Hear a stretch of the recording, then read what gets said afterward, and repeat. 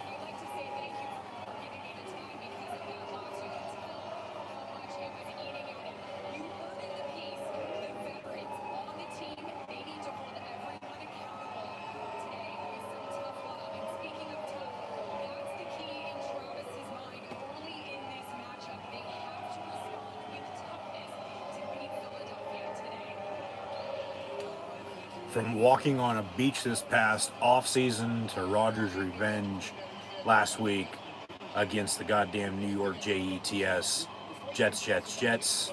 He was happy to beat everyone associated with New York. But that was then. This is now. We move on, and we have a Super Bowl 40 rematch before a Super Bowl 57 and 59 rematch to follow this afternoon in the National Football League. Both games coming up next on Fox, as Fox NFL kickoff on site today for Eagles Chiefs, but Steelers hosting the Seahawks in a Super Bowl 40 rematch 20 years later here today. So thanks for tuning in and watching my NFL Pittsburgh Steelers live play-by-play watch-along reactions live right here on YouTube. As always, I'm your host, Encyclopedia Sports, Coin Luke 96. Be sure to like, follow, and subscribe on social media. Links in the description below. Thumbs up button, share, hashtag NFL, hashtag Steelers, hashtag Here We Go. Chat questions and comments, super chat, super stickers, super likes, super thanks. Always greatly appreciated. As well, as this video is powered by Rogue Energy, HopeKThrifts, and Dead and Hungry. First off, with Rogue Energy, be sure to get your favorite energy and hydration flavors in can or tub form, shakers, and Rogue Energy merch at the link in the description below. Be sure to use the code Luke123, that's Luke123 for 10% off. HopeKThrifts, second resale shop that focuses on staying in the environment in a cheap and fashionable way. As most items, $20 or less, include brands like American Eagle, Converse, Free People, and Shein, among others. HopeKThrifts found on Depop, Instagram, Macari, and Poshmark at, yes, you guessed it, HopeKThrifts. It's HopeKThrifts. HopeKThrifts. So be sure to use the message seller code CheapThrifts, CheapThrifts, CheapThrifts for 10% off. Link also in the description below. And then Dead and Hungry, a novel written by Nathan D. Mitchell, found on Amazon. And once you go check that out on Amazon, if that doesn't interest you, you might as well be what the title says. Also, scan the QR code behind me if you haven't done so already, or you can click the first top link in the description below.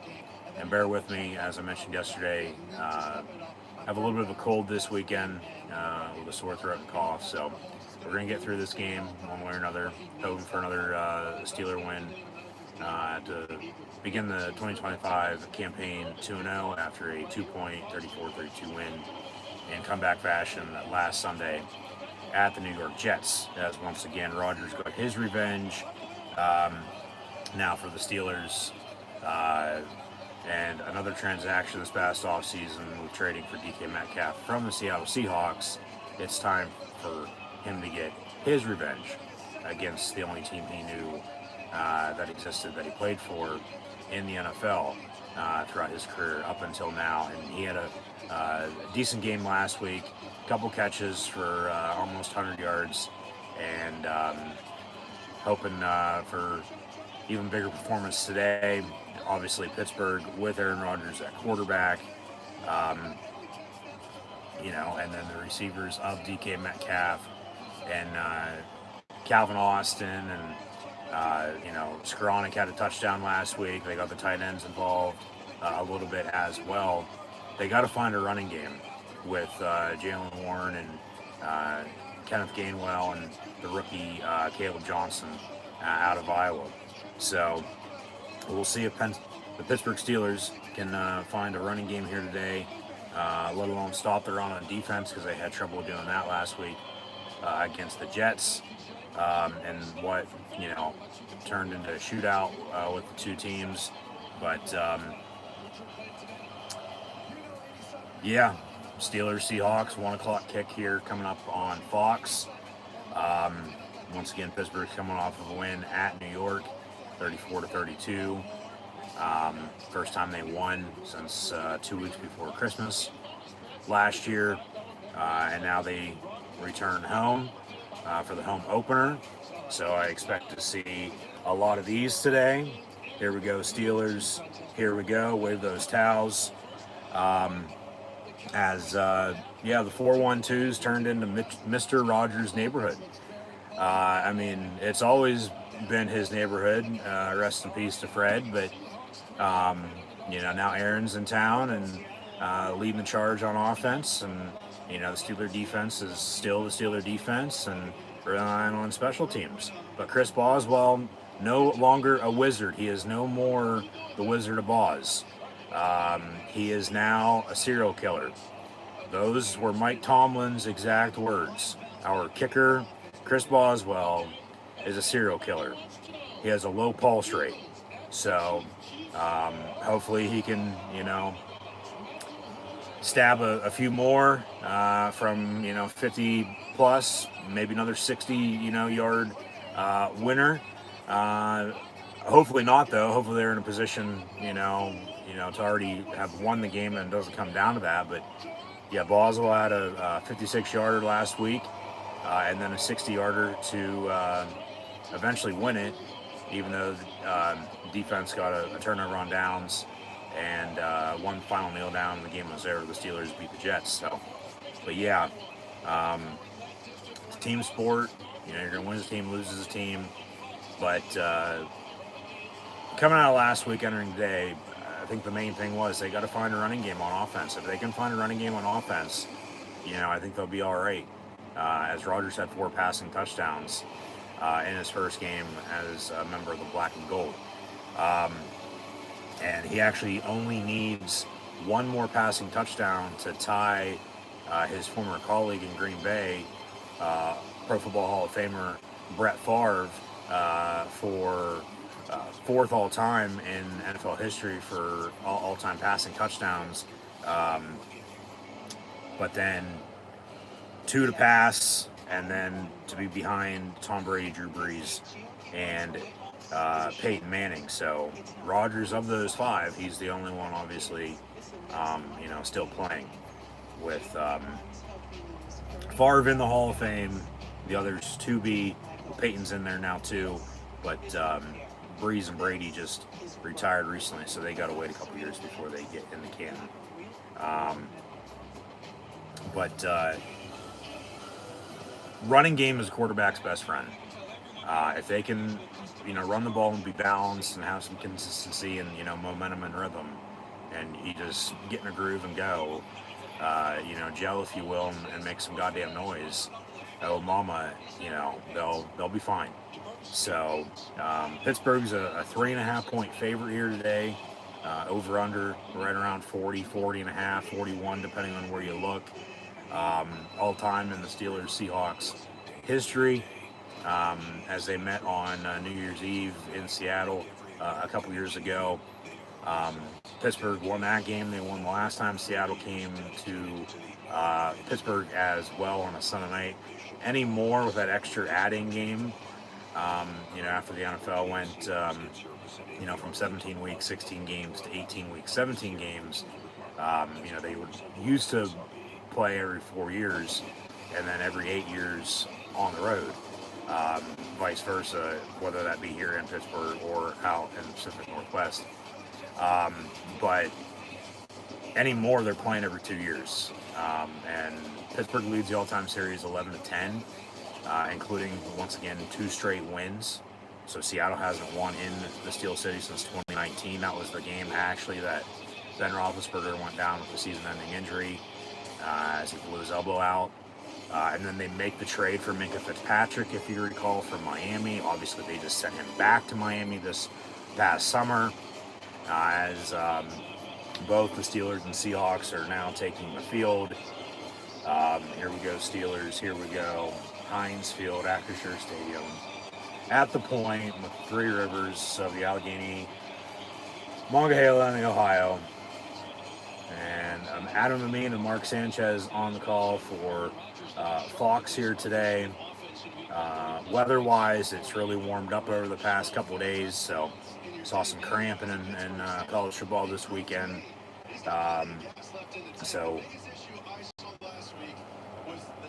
obviously we'll see here, injury-wise, knock on wood, hopefully there's none of those, but conditioning-wise, as everybody's,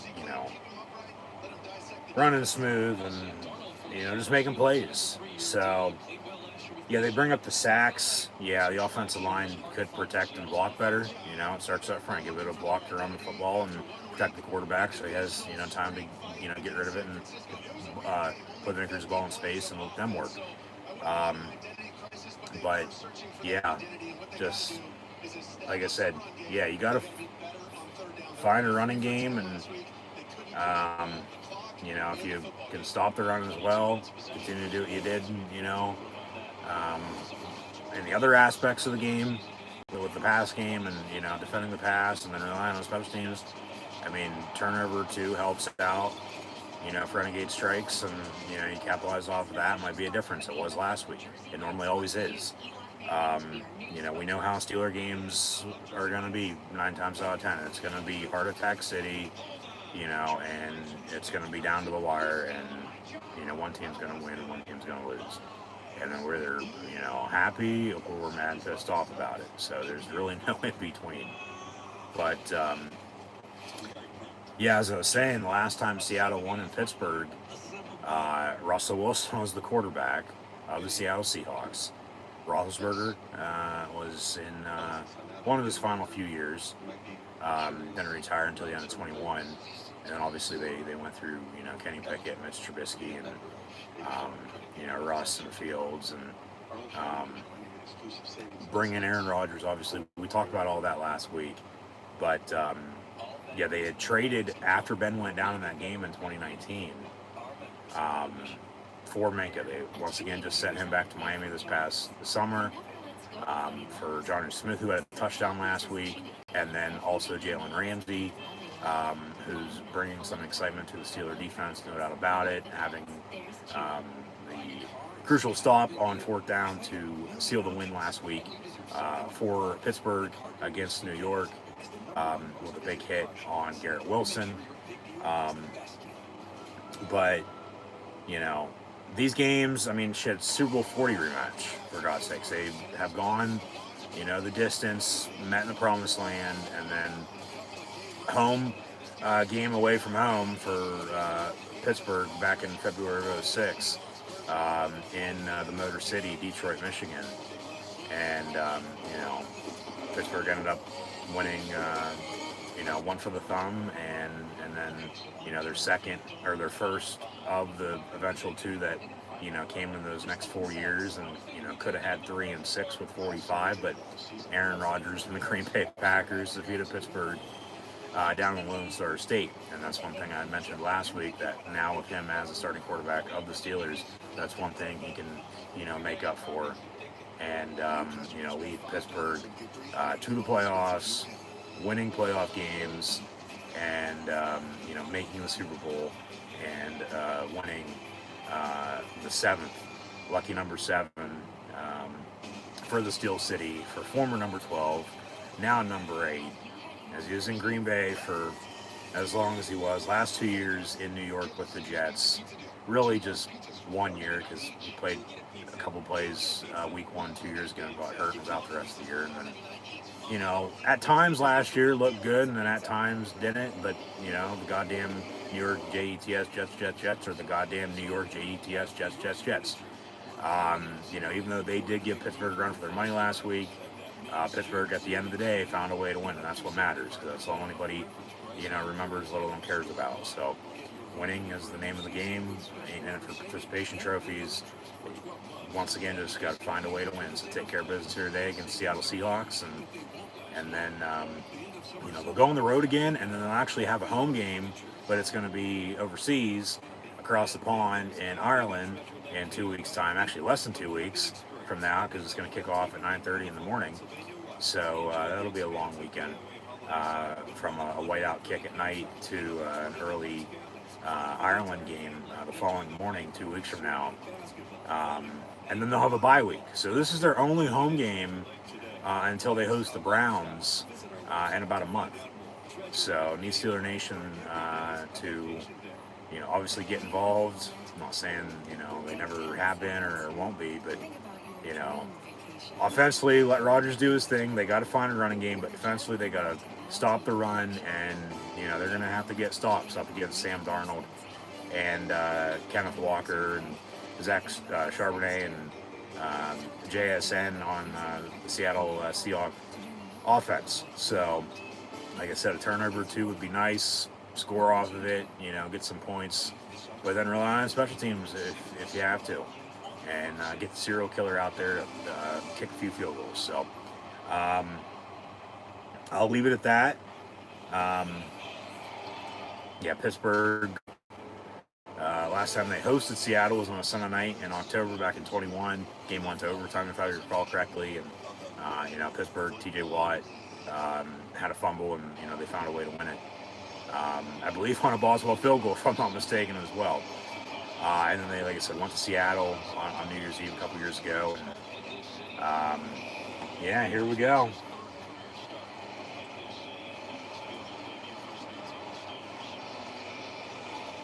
Pittsburgh's on to kick off, and the Steeler defense is going to be out there as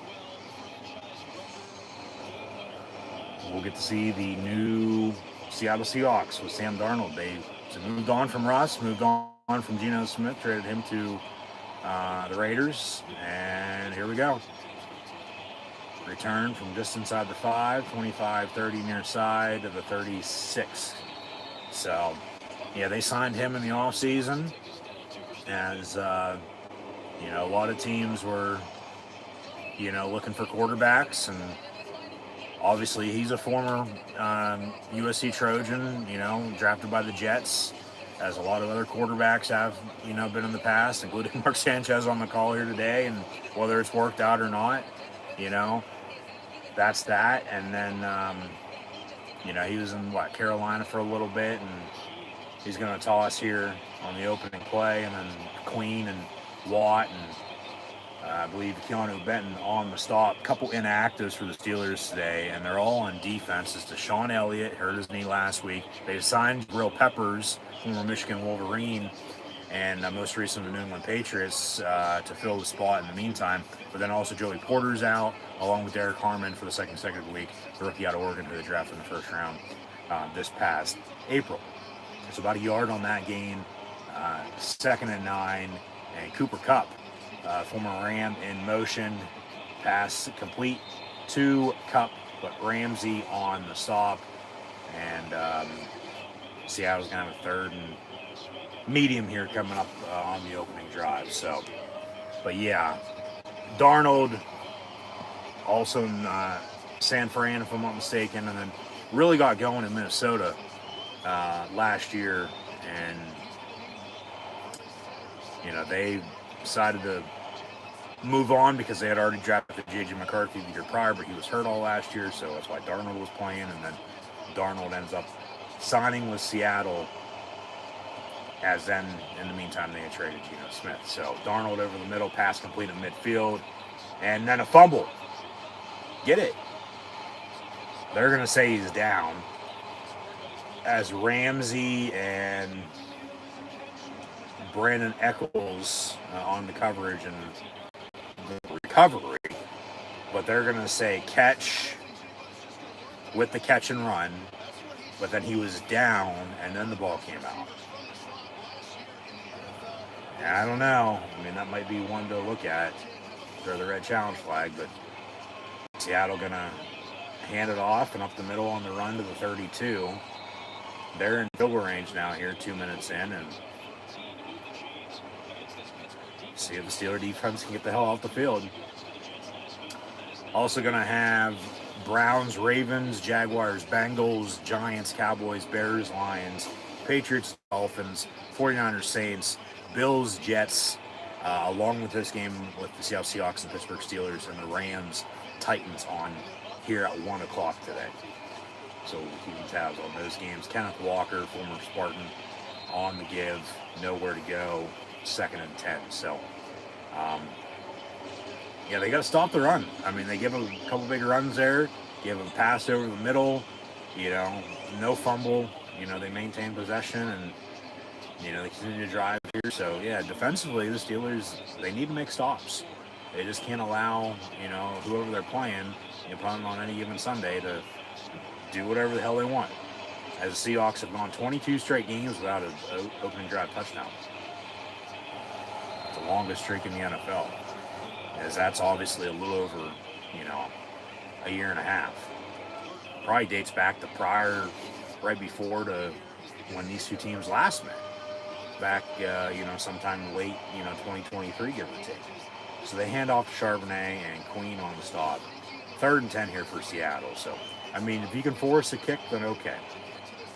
But don't give up another first down. Don't allow this drive to continue. Don't give up a touchdown. They're going to work out an empty set 5 wide here from the 33-yard line. And Darnold, quick pass on a slant in the middle, caught first down. And then Peyton Wilson on the stop. As they'll blow it dead. So, yeah, Jackson Smith and Jigba, former Ohio State Buckeye, set the Rose Bowl record a couple years ago. And a couple big catches here for him. Early on, obviously, Seattle, they went through Doug Baldwin and Tyler Lockett over time. And then they had DK, who's now in Pittsburgh. But they drafted JSN a couple years ago, and he went, from the 5th to the 4th to the 3rd to the 2nd to the number 1 wide receiver on the roster on the depth chart. And he's wide open in the end zone. And it's caught for a Seattle Seahawks touchdown. Torrey Holton for 6. Just defensively, they allow him to just, drive a good, 65, 70 yards and score right off the bat just to begin the game. So now the defense is putting the offense in a predicament here, and, offensively they're already down and, playing from behind here, playing catch up at Heinz Field. Seattle on for the extra point, kicks up and good. So 7-0 Seahawks with 10:29 to play in this first quarter. Update some stats for you. But, Seattle on the road for a 1 o'clock kick, 10 o'clock local time out west. They think about it, probably couldn't have asked for a better start. So Seahawks go and score.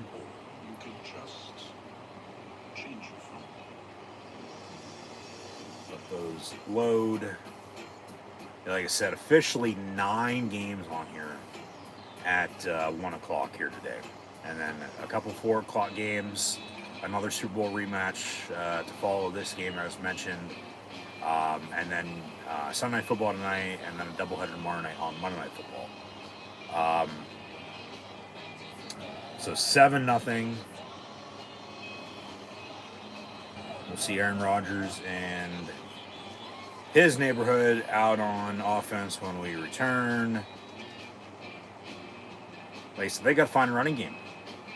I don't care who it's going to be. Obviously, they moved on from Najee Harris, who had 1,000 yards in every season, a part of the Pittsburgh Steelers, but he was never consistent. 1,000 would add up, to get to that point by season's end, but there's never any consistency with him running the football.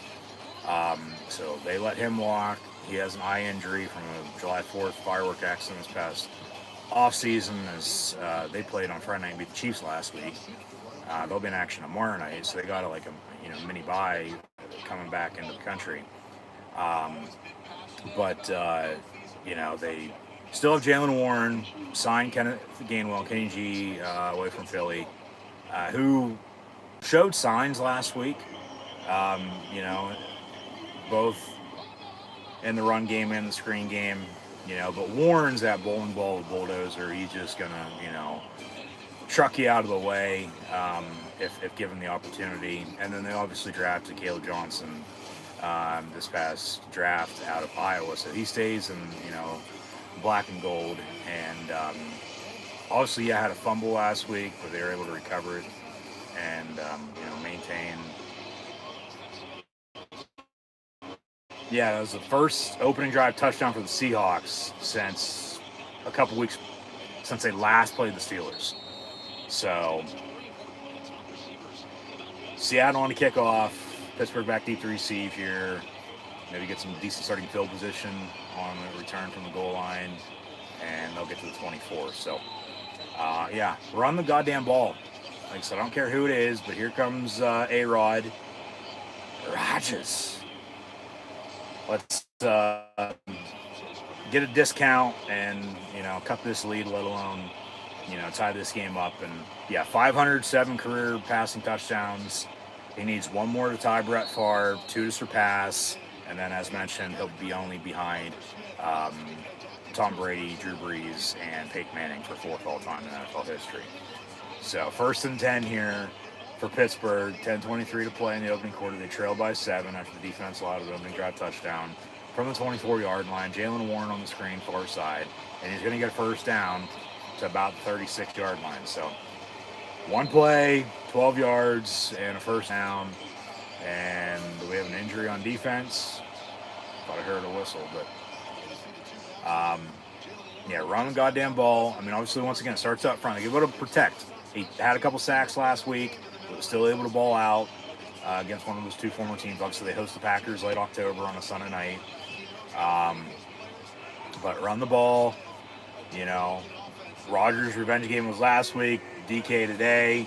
They'll fake the toss to Calvin Austin. Handoff for a couple yards to Warren up the middle, so about 2nd and 7, 2nd and 8, depending on the spot here. Under 10 to play in this opening quarter. But, Freiermuth at tight end, as Jonnu Smith had a touchdown last week. Freiermuth had, a couple big catches. They were able to convert times. Got to get in a rhythm, obviously. Got to maintain momentum. Got to just keep doing keep driving. Can't do something and then not do anything. Take what the defense gives you. Rodgers on a green 19 will hand off, and 2nd and 6. Kenneth Gainwell goes nowhere. So 3rd and 6 coming up. And see if they can convert, because if not, they're already down 7, and they'll have to punt. And you're going to have to play field position at that rate, and then the defense is going to have to get a stop before too long, or you're going to be even in a bigger hole than what you are right now. So 3rd and 6, 8:36 and counting to play in the first. And, Seattle was, no doubt about it, in control of this game thus far. They made it look easy driving to score to begin the game, and then you gave a first down there, but holding the ground now. Rodgers going to avoid a sack, roll out far side. There's a flag on the play, maybe a defensive holding, and then Freiermuth deep down the far sideline. It's incomplete. So we'll see what the dirty laundry is here from the Zebras.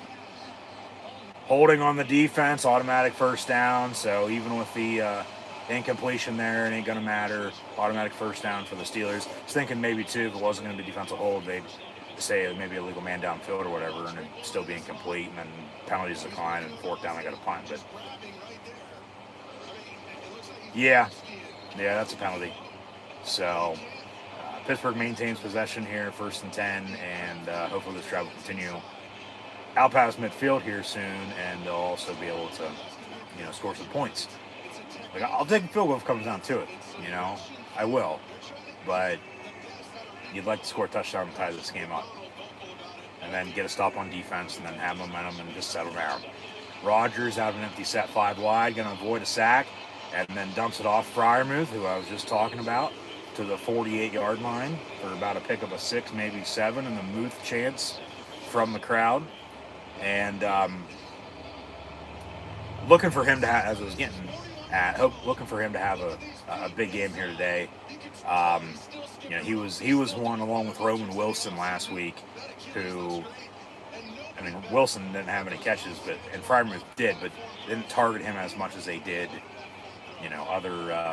other receivers, from Ben Skoranek, obviously, DK Metcalf, Calvin Austin had a touchdown, Jonnu Smith also a tight end, but, when you have that depth, I don't really give a shit who it's going to be, just make a fucking play, and once again, it starts up front. You got Jones of Tanu at tackles, you got Isaac Seumalo and McCormick at guard, and you got the West Virginia Mountaineer, eat shit pit, Zach Frazier snapping the ball to Rodgers. So 3rd and 2 here for Pittsburgh, about 7 minutes to play in this first quarter. Warren to his left, Pittsburgh going right to left across the television screen right on the dial, with number 10, Roman Wilson, in motion. Second-year receiver out of Michigan, but was injured all last year. And they'll hand off to Warren up the middle. 3rd and 2, make it 1st and 10 for 37, and some pushing and shoving with a few former teammates as DK Metcalf getting back at Seattle. But, you know, if they're going to double cover him, you know, because they know what type of receiver he is and what he can do, you know, then somebody else is going to be open. You know, like, once again, I don't care who it's going to be as they bring two backs into the backfield here with two receivers and a tight end. Johnny Smith is in motion. And a handoff for maybe a yard. Second down.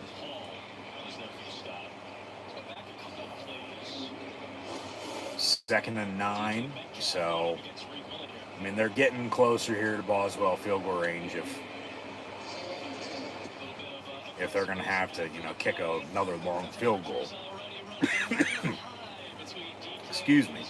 Mentioned batting a little bit of a cold this weekend. Woke up with it yesterday morning, so dealt with the game yesterday, dealing with it today. We're going to get through. Screen complete to Warren. He hurdles a man and down to the 30. And yeah, that gets you out of your seat for sure. And still going to be third down, though, coming up here. Third and about 3. So that'll make a highlight reel. That's not Marshawn Lynch, is it? Wearing 24 creds for the Seattle defense. Anyways, 3rd and 2. Got to convert. But if not, you're probably going to kick it. Empty set 5 wide. Darnell Washington's wide open down the middle. Oh, my God. They never even saw him. And 4th and 2, and they're going to have to kick it.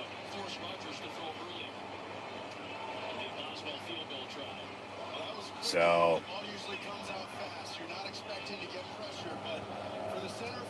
Rodgers upset, you know. They weren't able to convert there on 3rd and 2, and now Boswell going to have to come out for a, 48-yarder?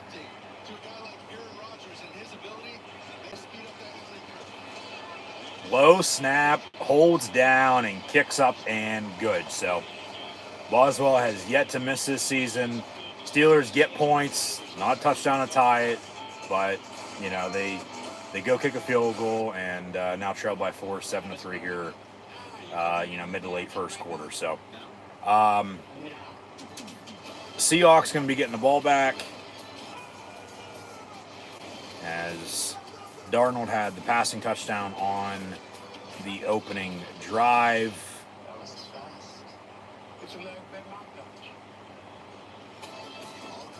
So the score has updated, but my stats won't update. What the fuck? T-Mobile is the best place to get the new iPhone 17 Pro. Hold on. Is this big enough? We should have music. Alright, I'm going to have to look elsewhere again. But anyways, in the meantime, thanks for tuning in and watching my NFL Pittsburgh Steelers Live Play Watch Long Reactions live right here on YouTube. Be sure to like, follow, and subscribe to social media. Links in the description below. Thumbs up button, share, chat questions, comments, super chat, super sticker, super like, super thanks. Always greatly appreciate it as well. Scan the QR code or click the first top link in the description below if you haven't done so already. And now defensively, back to it. They're going to have to get a stop. They just can't allow Seattle to, you know, drive and score the way they did. They just can't. You know, or it's going to be a long afternoon, a long game for the Steelers, because then the offense is, you think about it, then with that rate, they're going to score every drive they score or have the ball and hope to get some points. So, yeah, just one of those that until it settles down and everybody, you know, settles into this game and, you know, you take it one thing at a time here, it's going to be your typical Steeler game, I have a feeling. It's going to come down to the wire, and they're going to need a fucking stop, and, you know. But what's new? You know, seriously. I mean, it's how it always is. So, leave it at that. So, yeah, the serial killer makes a 48-yard field goal to give the Steelers some life. And yeah, 7-3. But as always, we'll recap, preview, have some stats and scores. Got some action in most of these 1 o'clock games. Tied at 0 with Cleveland, Baltimore, New York, and Dallas, and San Fran and New Orleans. But the Jags lead the Bengals 7-0. Bears and Lions tied at 7. New England's up on Miami. Buffalo and LA are also up on the Jets and the Titans. And then here we are at 7-3. So, I mean, it was a good drive. It just stalled out, and, you know, they have to settle for 3. But you take your points. And Boswell on the kickoff, because you don't know if you're going to need them later or not. So, return from about the 1 and the 28, give or take. That's where Seattle set up shop 1st and 10. So, yeah, I would like these stats to fucking load. The score has loaded on the box score, but the stats won't. I don't know why. But 1st and 10 here for Seattle. No shit. Well, one of them's going to be coming home, if I'd have to guess. I mean, I'm not surprised one bit. I don't know if you're still watching. I just now saw it. Darnold down the middle. It's picked off. There's your buddy Jalen Ramsey.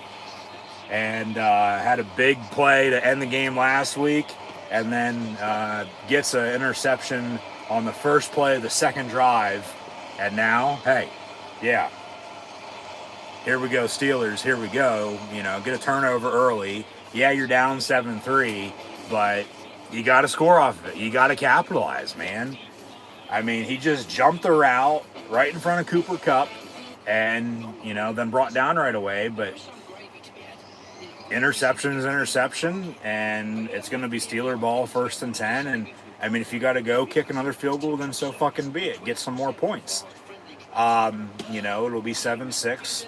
But you'd like to really capitalize off of this, you know, score and take a lead, and then you continue to have momentum. So, yeah, just they got to find a running game.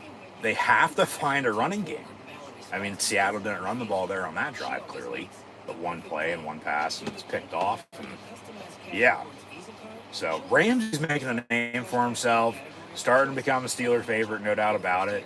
Like I said last week, after he, you know, was trash talking as much as he was throughout the entire game, and then the big hit, you know, and end it, it's like just add another 5, you know, and you got Joey Porter Sr., you know, back out on defense for the Steelers, and here we are 20 years later, another Steelers-Seahawks game, you know, obviously as they met in Super Bowl 40.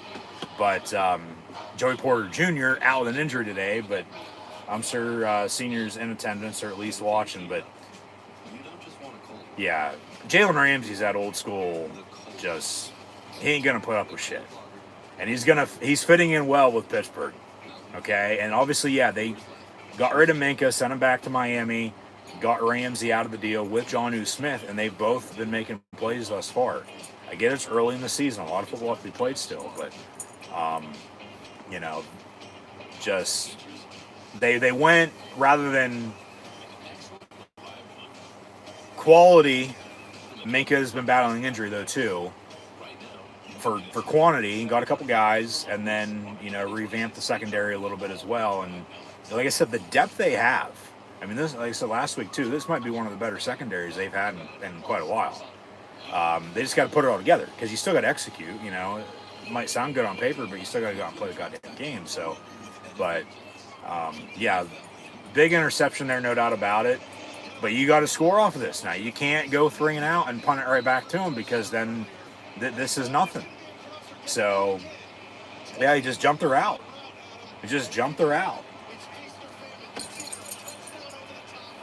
So, see what the offense has up their sleeve from the 44. Rodgers in the gun with Calvin Austin in motion. And they'll hand off to Warren again. And he gets 9 yards. So they are trying to establish a run game here early and often, which is a good thing and a good sign. Because then, you know, you're running the football. Yeah, you're down right now, but as game, you know, progresses, you get a lead. You continue to run the football as, you know, you are. Open up the pass game. But then you start working clock if you have a lead. And then you just continue to run the football. And then, you know, like... It's just the basics. 2nd and a yard with Freiermuth in motion. And Rodgers going to hand off. And Warren, another first down before he gets drove back. But forward progress stopped at 31, 1st and 10, Pittsburgh. So 3:38 to play in this first. They'll sub. And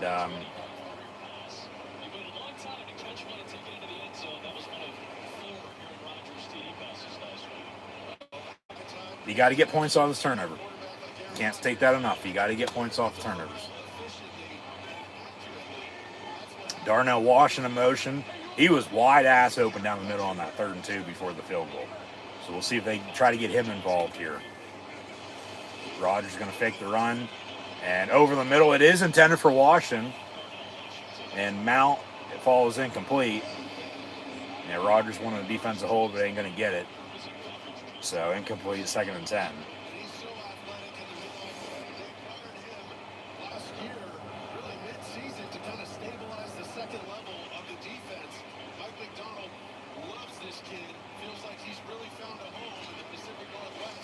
So incomplete, 2nd and 10.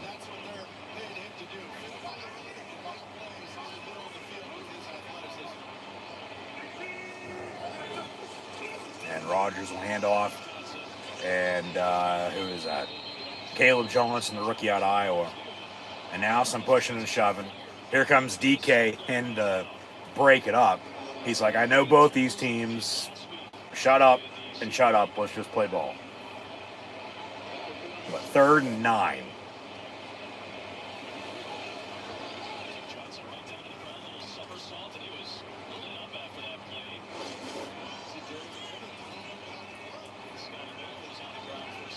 From the 30. Blue 58. Nope. 5 seconds. 3:19. Set high. And Rodgers going to go near side. Nobody there. Incomplete.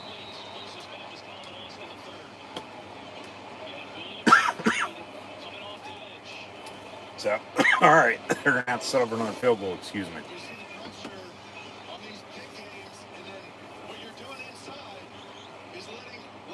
I mean, he had Freiermuth on a crosser if he would have looked right, but he was going left the whole entire time.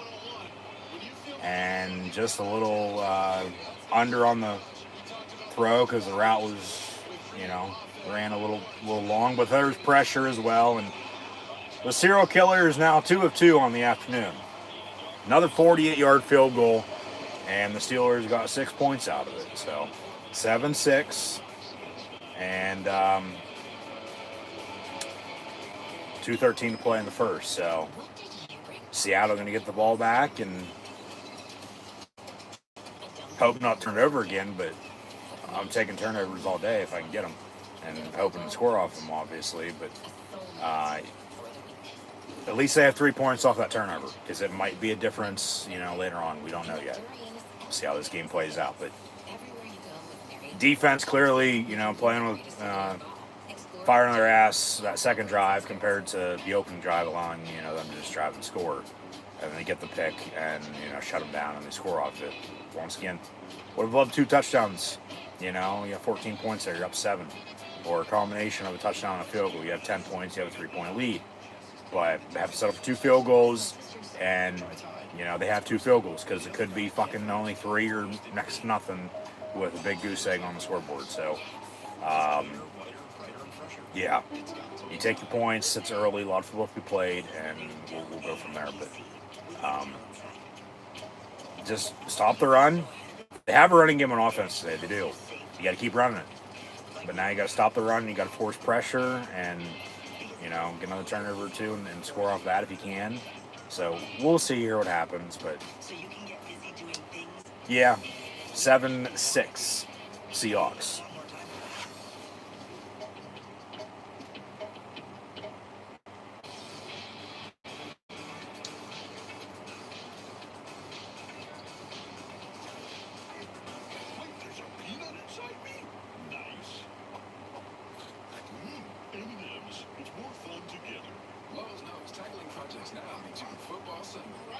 Saturday. Ready? Fine, man. Let's go. Plenty of run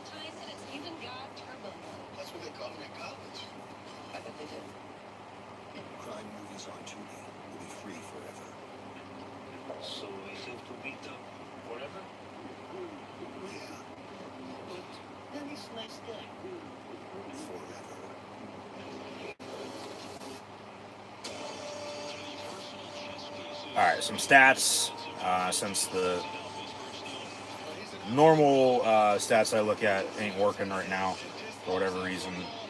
Look elsewhere. It's still going to say the same damn thing now. So, Sam Darnold, 2 drives in, 4 or 5, 51 yards. The touchdown in the opening drive, but then the interception on the last drive. So, third time's charm for him. This game's probably going to slow down here in a matter of minutes, if I'd have to guess. You know, you're a couple of in on both sides. You know, both teams are trying to run the football. They're coming off the turnover. Pittsburgh scored off of it, and a lot of football played still once more. Ain't over until it's over. But yeah, Darnold's 4 or 5, 51 yards, touchdown interception. Kenneth Walker, 3-14. Charbonnet, nothing. Jigba, 2 catches, 27 yards. And Horton, here's the who, has the 1 catch, 21 yards, and a touchdown.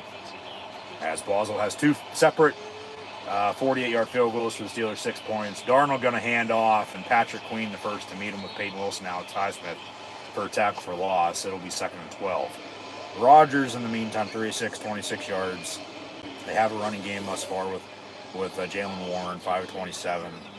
And then he also has 2 catches, 19 yards. So he's right now doing it all for the Steeler offense, and the Steeler defense is making plays.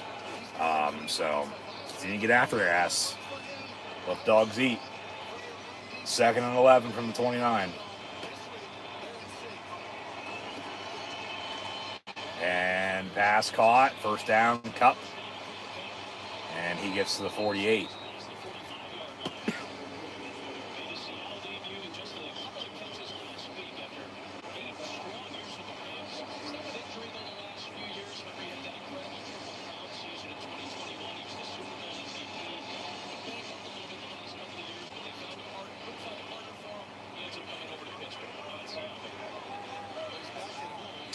So from the 46 officially, 1st and 10.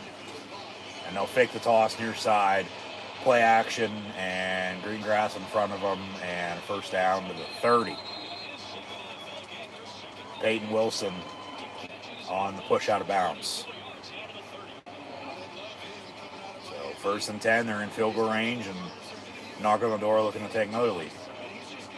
Well, to extend the one they already have, I should say.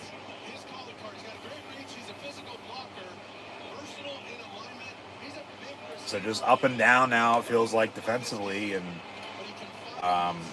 you know, the defense is not making plays and then making plays, and now back to not. So from the 30, empty set.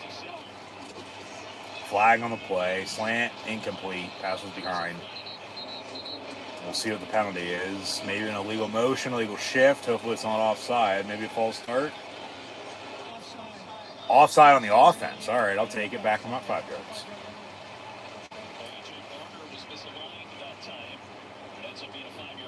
So, what, 1st and 15? Yeah.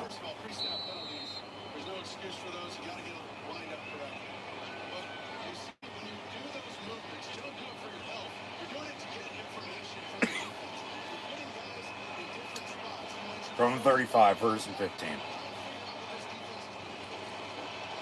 Handoff, and Watt and company wrap them up. No gain.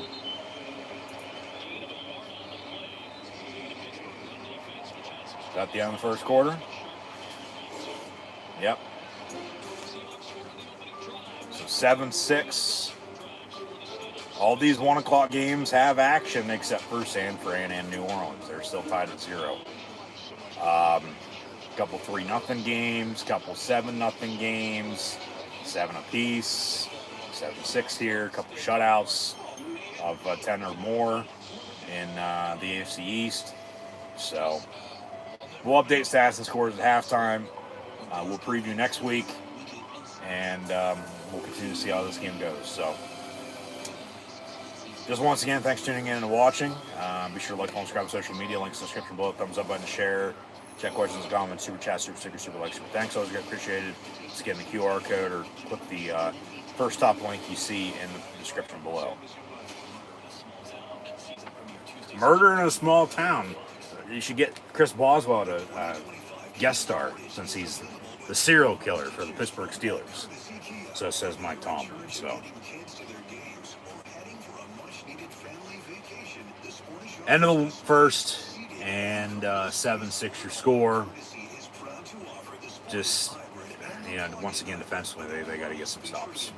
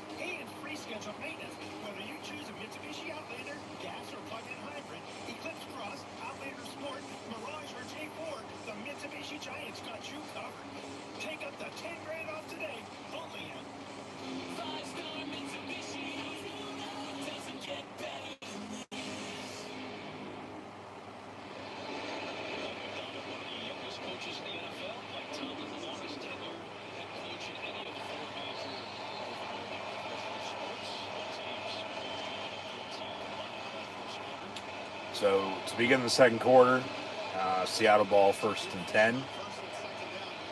No, sorry, 2nd and 14 from the 35-yard line. Yeah, D. Slay makes a stop. Now 3rd and 11.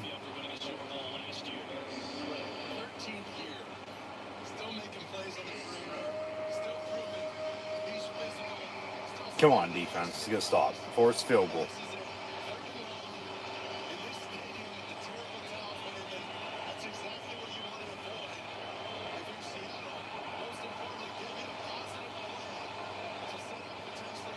From the 32, 3rd and 12 officially.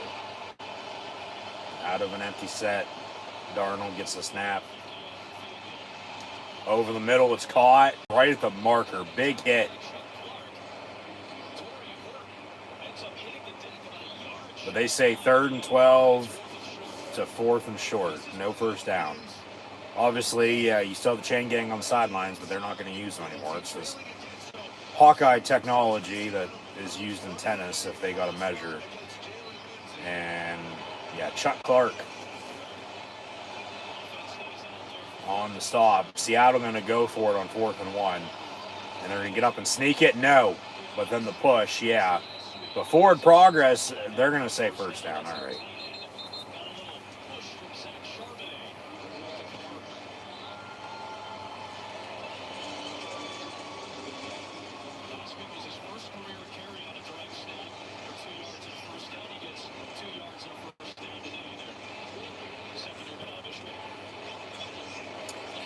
So they move the sticks. 1st and 10 Seattle.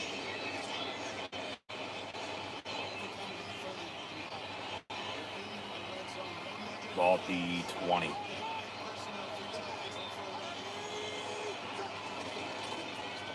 And pass near side. Caught, and then big hit by Ramsey again. And it falls incomplete. So, yeah, Ramsey's going to be... a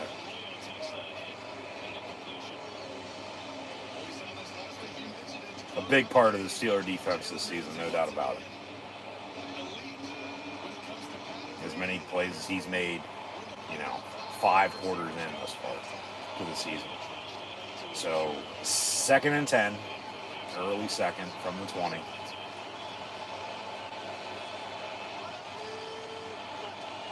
And handoff. Cam Hayward meets them. About a 3-yard gain. 3rd down coming up.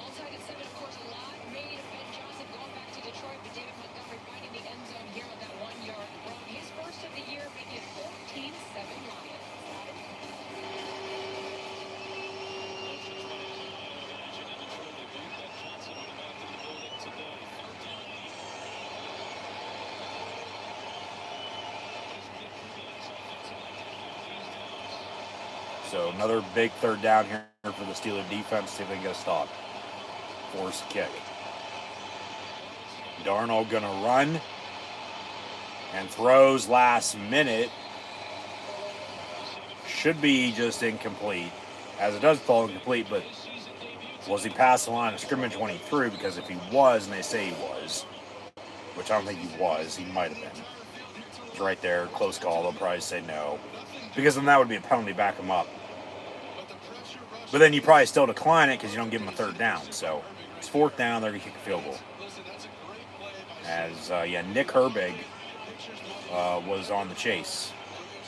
First game for him this season, as he missed last week with an injury. Seattle field goal from the right hash. Kicks up, and no good. He doinked it off the left upright. No good. So Pittsburgh, after giving up an opening drive touchdown, they've got a Jalen Ramsey interception. They get 3 points off of it, and then Seattle goes and drives again into the hills. But then they missed the field goal, and they doink it off the left upright. It is no good. Score is still 7-6. Pittsburgh going to get the ball from that spot when we come back, 1st and 10. And you got to capitalize off another mistake. I get it's technically not a turnover, but it's a turnover on downs because, they didn't get any points out of it. They, missed the field goal. So you got to go drive and score. You got to go take a lead now. Go kick another field goal, go up 9-7, okay? Go score a touchdown for once. Just take a lead for the first time today. As they, trailed 7-0, 7-3, 7-6, and now getting the ball back once again. And like I said, hopefully here they can do just that. And like I said again, take a lead. 7-3, or excuse me, 7-6. Hoping for another 3, let alone 7 for them for the first time today.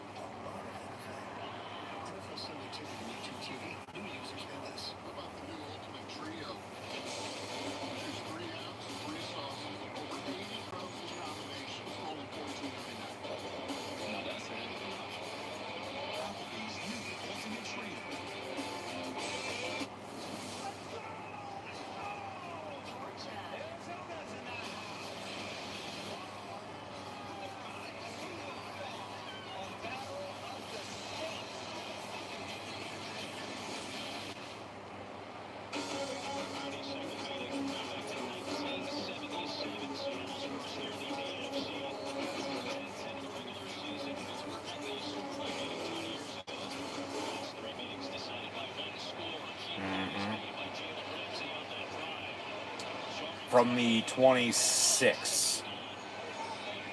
1st and 10 after the missed field goal. Rodgers looking to throw. Slant. Incomplete. Intended for DK Metcalf. 2nd and 10. 12:01 to play down the half.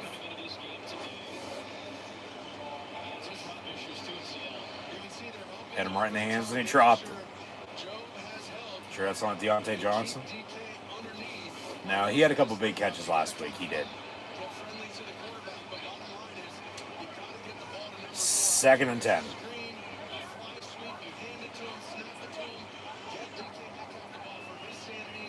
Austin in motion. They'll hand off to Warren to give themselves a 3rd and manageable now coming up. So good play call there on 2nd and 10 to give them, 3rd and about 6. You got to convert though. Keep this drive going.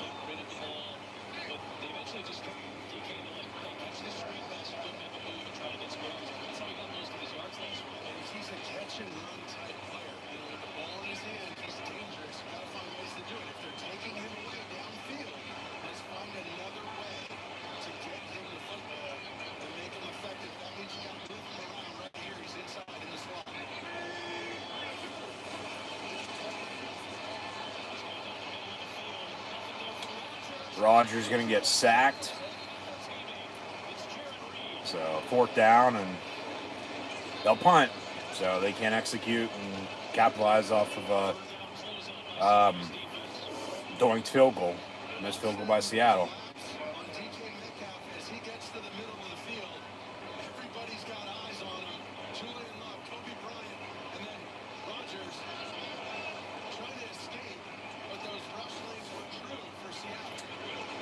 So Waitman booms it away.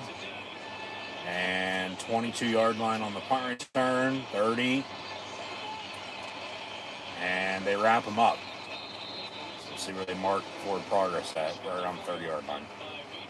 So, still 7-6, and yeah, now here we are. It's really slowed down. These teams have settled down and settled into this game, and you know we'll see what happens.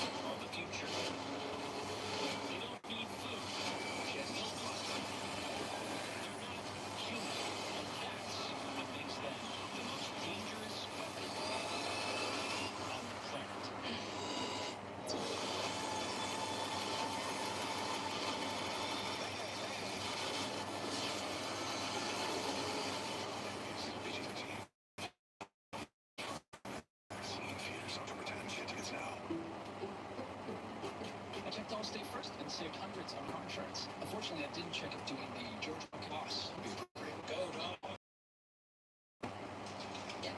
So we need to That's not. Checking Allstate first was smart. Barking at my boss. Dumb. At least I checked Allstate first and saved hundreds. These guys are crazy. Carne asada is back at Chipotle. It's our most tender steak, expertly grilled throughout the day, expertly seasoned with garlic, cumin, and coriander, expertly crafted just for you. Nobody does carne asada like Chipotle. Nobody. Ultimate wireless hack. It's one line, powered with unlimited data on Verizon's 5G. Now just $19 a month for 1 year, guaranteed. Stream, scroll, browse, and connect with great coverage. Plus unlimited hotspot included. That's a top-tier network at a budget-friendly cost. But you are getting all that Pinboard. For a limited time, get Visible for $19 a month for 1 year, guaranteed. Teen Romance is on Tubi and be free forever. You mean I have to pick between Brad and Chad forever? Chad? Who's Chad? Week 2 continues later today on CBS, Fox, and with Sunday Night Football on NBC.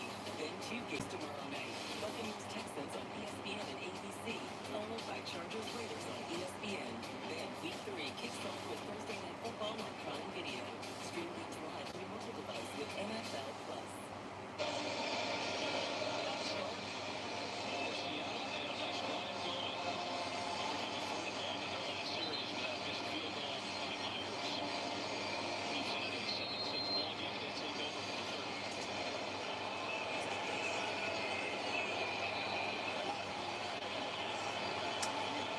So after the Steeler punt, Seattle ball 1st and 10 from the 30-yard line.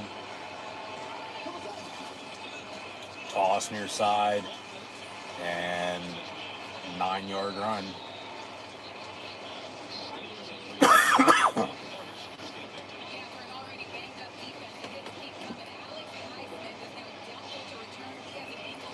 Highsmith doubtful to return, so rookie Jack Sawyer out of The Ohio State in the ball game with Herbig, obviously TJ Watt as well.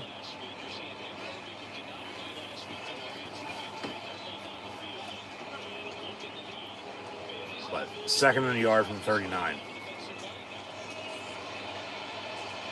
And they get the 1st down.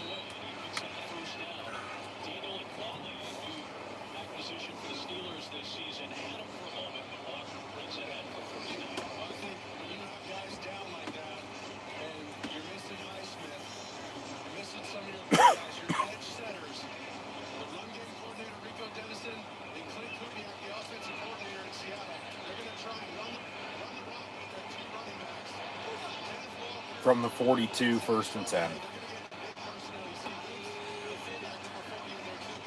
Darnold fakes a give, and down he goes on the sack. Peyton Wilson up the middle after pressure from Herbig off the edge. And be second and long here for Seattle.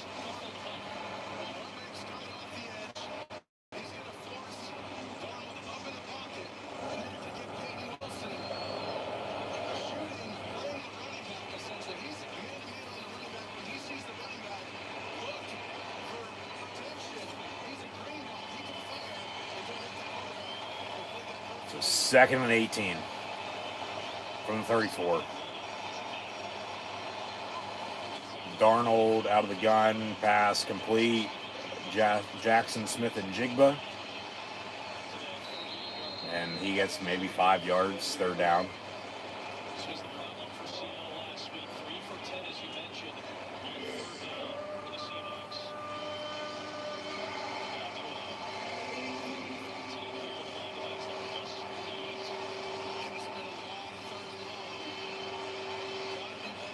So 3rd and 14 officially here. See if the Steeler defense can make a stop and get the hell off the field.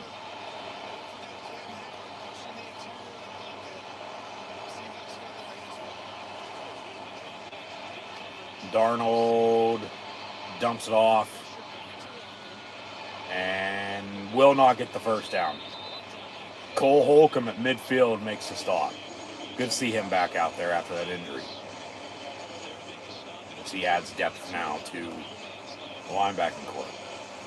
Are they going to go for it here? 4th and 2 from midfield? No. They're going to go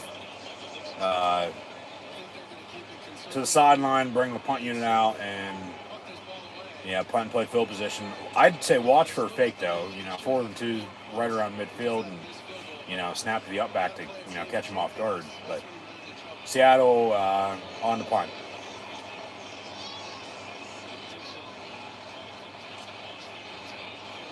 And fair caught by Pittsburgh, by Calvin Austin inside the 20.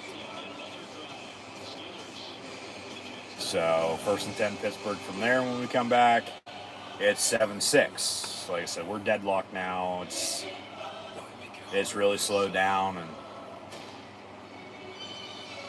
somebody's got to do something here. So see Pittsburgh continue to run the football.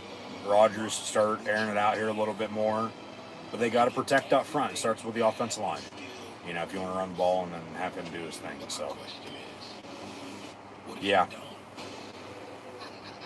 Welcome back to Papa John's. For a very limited time, we've got free pizza. So tell them what it is.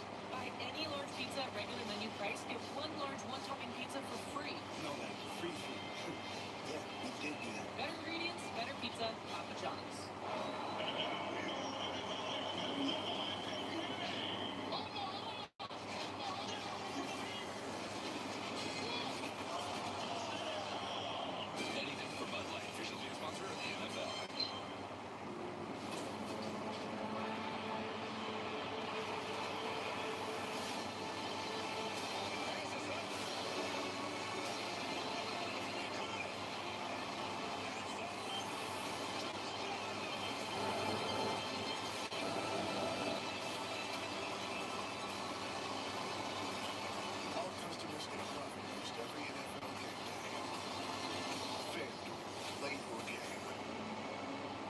Check their new game day fit. Oh, snap!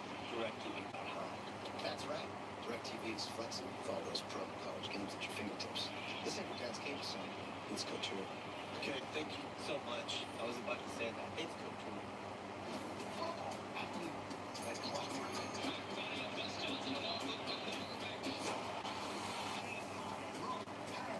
Love it. There is no time zone on Saturday. I need this myself. And I'll go choose one. Right now.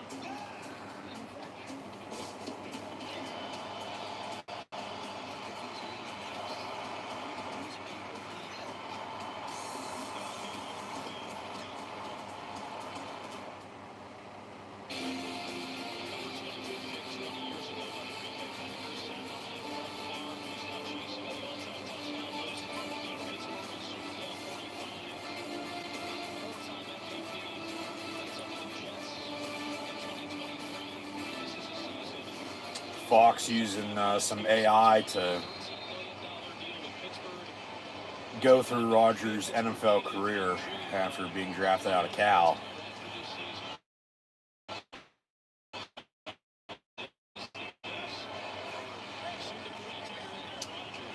First and 10, Pittsburgh from the 13. Lost Warren near side, about a yard. So it's 2nd and 9. 7-6, just a now low-scoring defense showdown. These defenses are, making stops, making plays. The offenses really can't do much. And except somebody's got to do something.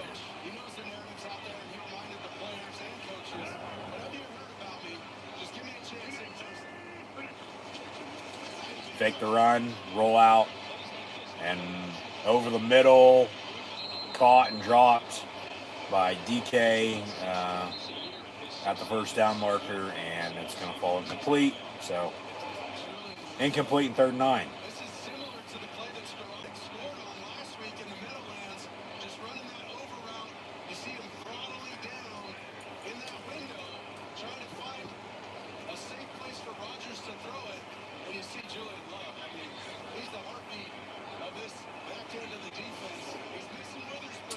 So 3rd and 9. Come on, let's do something. Or I'm going to fucking fall asleep because neither team's doing shit. Rodgers down the middle. It's almost picked. And then almost caught by Wilson. And then almost picked again, and it falls incomplete. So 4th down, they'll punt. Yeah, just a fucking slugfest now. Defensive showdown. These offenses have nothing to show for it.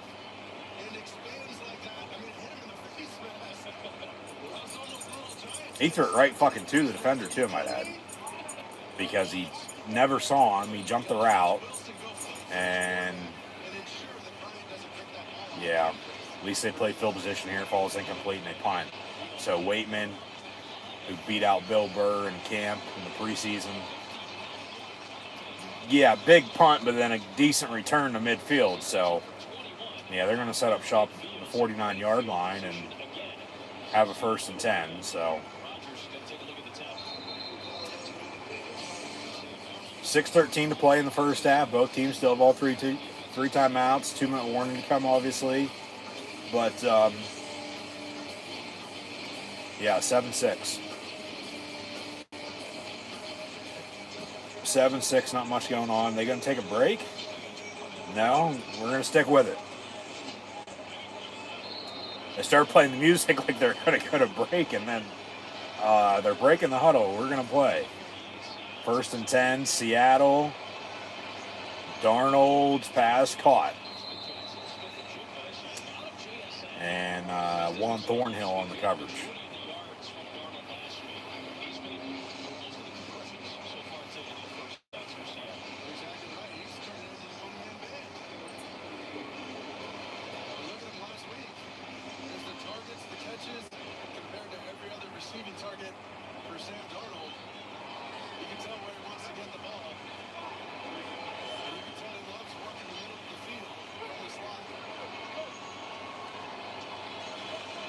From the 38, 1st and 10. Maybe a little bit of a false start, but they'll hand off up the middle and get a couple yards.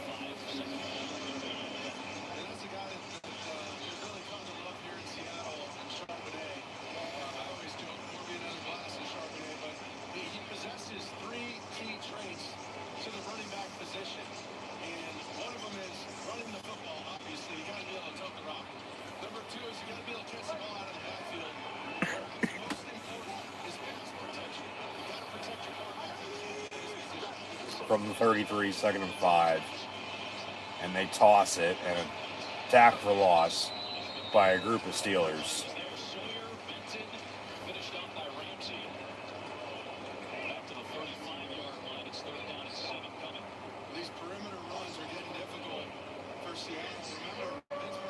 Big 3rd down here as we near halftime for sure. Just you'd like to make this field goal as long as possible. You don't want to give them another 1st down. Drive continues. They score or whatever, and you're down even more. But from the 35 on 3rd and 7, Seattle does. They're going to run it. And just short, fourth and about a yard. But remember, they went for it on fourth down in the last drive, and then ended up, missing the field goal. We'll see if they go for it here again.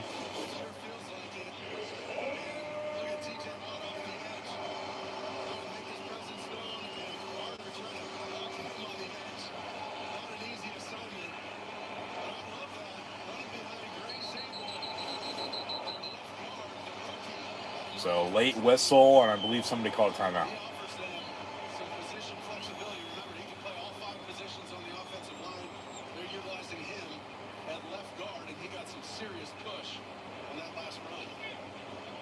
Who called timeout?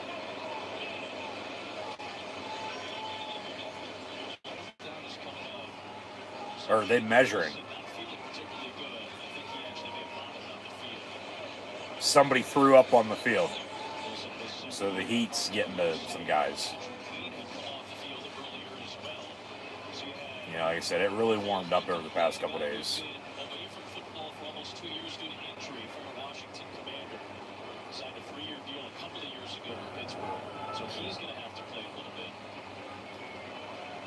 So the refs stopped the game because somebody puked, threw up, vomited on the field.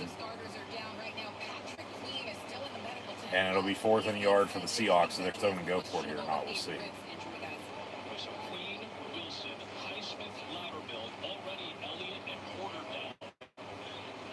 Yeah, Pittsburgh's getting banged up on defense.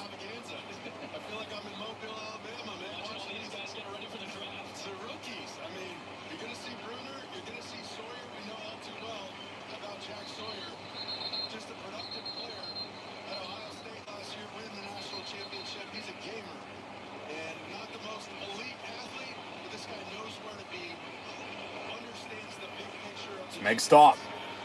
Just make a stop.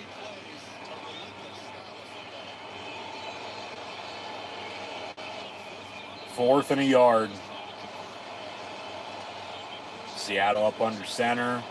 Watch a play action. Yeah, they fake it.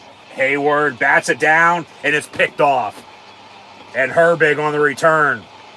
Inside the 30, down to the 20. There you go, another interception. And you definitely got to score more points off of this.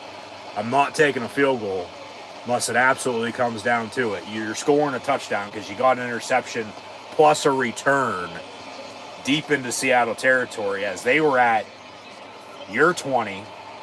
You're going to be at now their 20. Yeah, Hayward just bull rushed it up the middle, and everybody else... It was a half and half of bringing some pressure off the edge, but then they also dropped and, read that play right. No run, watch the play action, and then it's just batted, tipped up into the air by Cam Hayward. Walter Payton Man of the Year a couple years ago. And then Herbig, first career interception, former Wisconsin Badger. So that's a Big Ten play there for you, from Ohio State to Wisconsin. But now Rodgers in the offense set up shot first and 10 to 21. Got to score a touchdown. Got to score a touchdown. They throw it in the dirt, incomplete on the screen, intended for Warren. Because you got a field goal off the other interception by Jalen Ramsey. But Herbig, he's played well the past couple years. Injured though, didn't play last week. First game of the season today. Just found the ball in the sky and caught it and started running it back for a good 50 yards before being brought down at the 21. So that first down and 10 incomplete, second and 10 now for the Steelers. And Seattle jumped off sides. That's 5 yards and a free play. Rodgers going to go deep far side. It's caught by DK Metcalf at the first down marker, so they'll decline the penalty, and it'll be first down Pittsburgh. Rodgers, one of the best at getting free plays off the defense. As Josh Allen went down with an injury, has since returned for the Buffalo Bills, but now Joe Burrow injured for the Cincinnati Bengals, looking at his left ankle.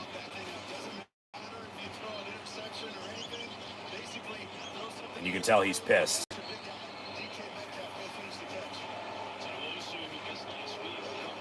Just running around, and that might be an Achilles injury. 3rd and a yard because they declined the penalty, even though he didn't get the first down. They don't take the free 5 yards. Hand off to Warren. They do get the first down now, and it'll be 1st and goal inside the 10. So hopefully Joe Burrow's okay. Never want to see anybody get hurt, but Jake Browning now in at quarterback for the Bengals as they trail Jacksonville. Pittsburgh will play obviously Cincinnati twice this year, as they always do with the Browns and Ravens in the AFC North. But they don't play any divisional games for about a month until they host Cleveland, the next home game, and then they go to Cincinnati on a short week on a Thursday night, mid-October. Take care of business today in every game from now until then. Hand off Warren again up the middle, and he gets to the 3, so 2nd and goal Pittsburgh from there. Some more pushing and shoving.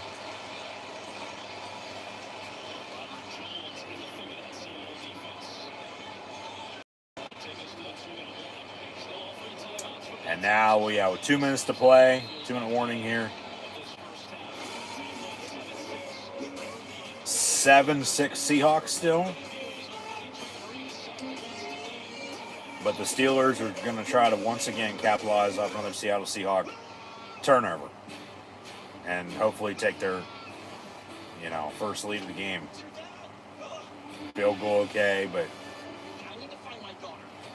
that only gets it to 9-7. You have a 2-point lead. They can easily retake it at 10-9. Little and score a touchdown again themselves.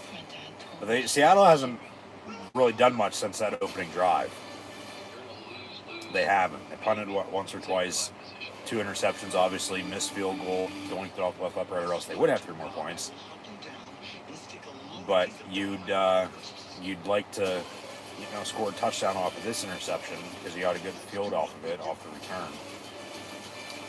And, still, once again, take your first lead, but, have it be a touchdown rather than, a safety field goal lead. So, defense playing better than the offense today, I think, as this game settled in. I get they gave up the opening drive touchdown, but, 2 turnovers or 2 turnovers, and you have 3 points off of the 2, and you're still trying to capitalize off the second. So, like I said, you got to score a touchdown. And then do you go for 2? Do you just give the extra point? Probably just give the extra point, go up 13-7, and, leave it at that. Because if you force 2 field goals, they tie at 13, but they score again, extra point, they're up 1, and then, you're just back and forth from there. Yeah, we'll see here. Like I said, though, you got definitely got to score a touchdown off this.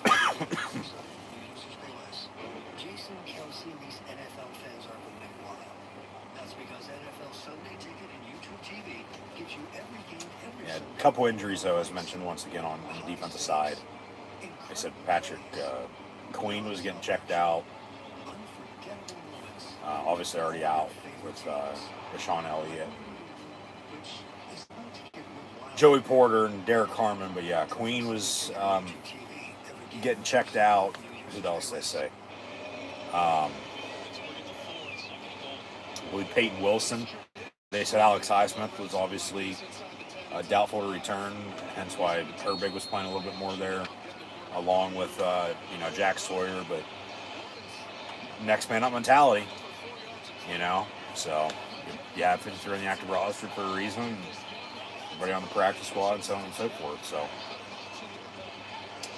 2nd goal, Pittsburgh from the 4. And they'll hand off again to Warren. And 3rd and goal about the 2, yeah.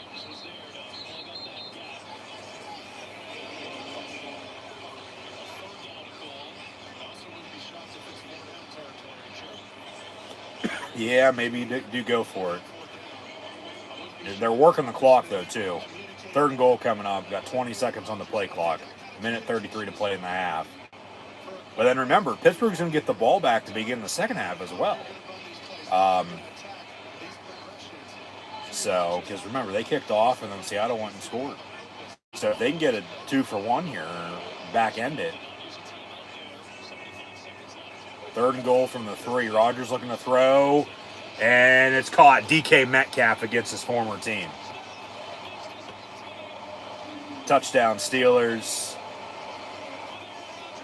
They headbutt, and do they go for 2 or do they kick the extra point?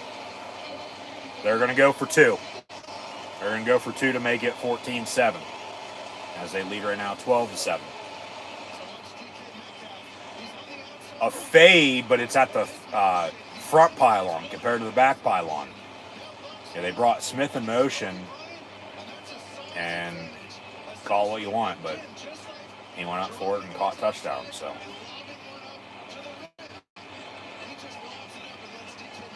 there you go. And they're going to go for 2 once more to make it 14-7.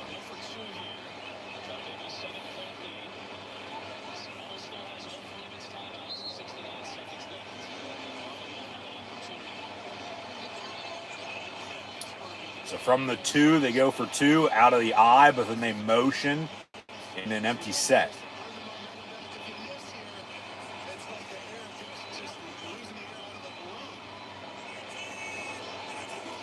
Rodgers, other side, same play, but it's caught by Darnell Washington. So the big man for 2. Steelers lead now by 7, 14-7. As, yeah, he has now tied Brett Favre for 508 career passing touchdowns, which is tied for 4th in NFL history. He can surpass with 1 more, and then be in sole 4th place behind Tom Brady, Drew Brees, and Peyton Manning.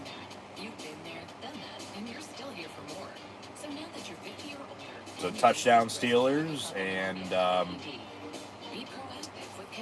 from back-to-back field goals to the game really slowing down. They lead by 7, but they have 10 points off turnovers. That's the difference. You get a field goal off the first one,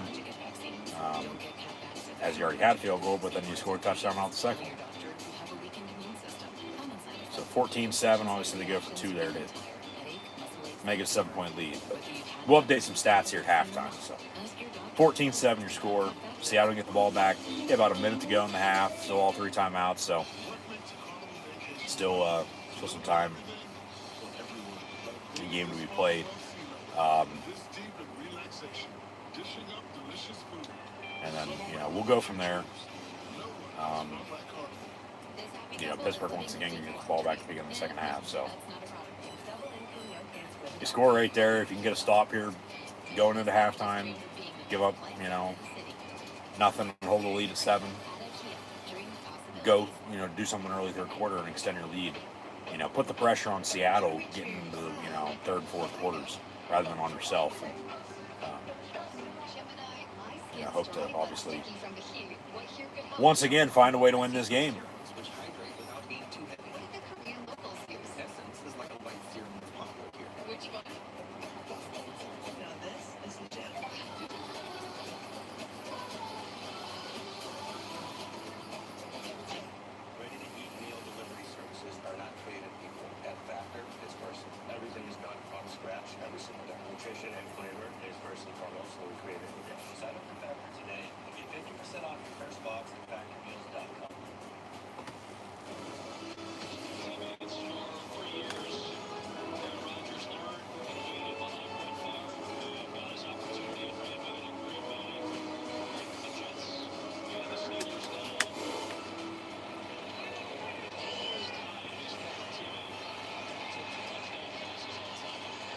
Seattle kickoff return. They fumbled it, but they recovered it.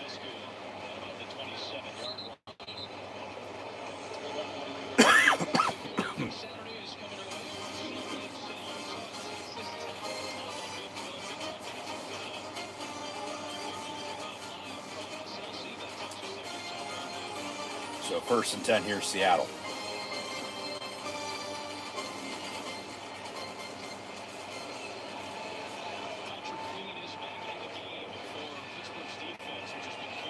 All right, Patrick Queen back out there for the defense.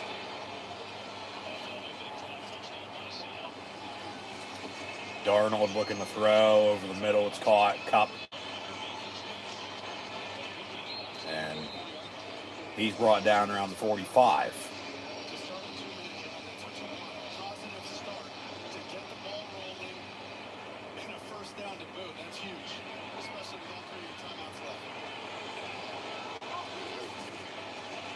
Darnold looking to throw again, incomplete, with Darius Slay on the coverage for the Steelers.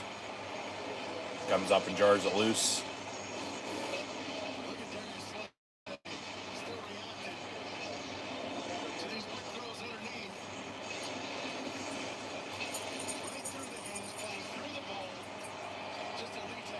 So incomplete, 2nd and 10, with 37 seconds to go in the half. So defense just keep them out of field goal range. You know, keep them out of the end zone for one, but keep them out of field goal range as well. Empty set. Darnold's pass caught.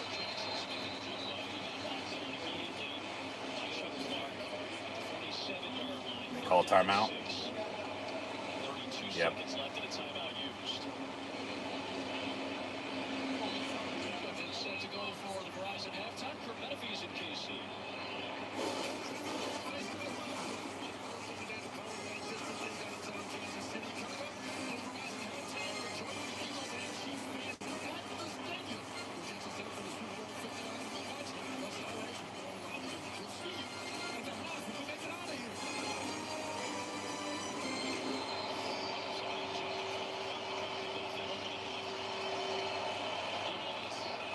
Third and 6.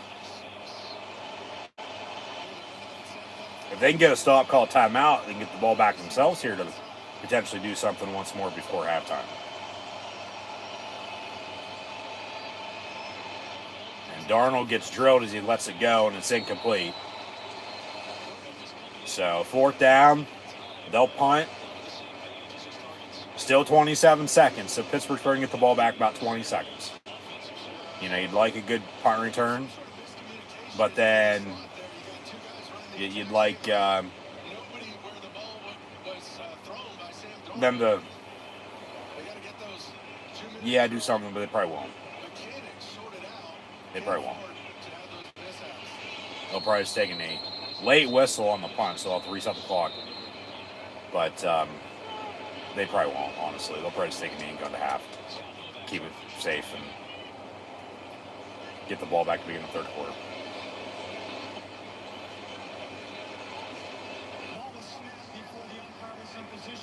So the ball was snapped before the ump was in position.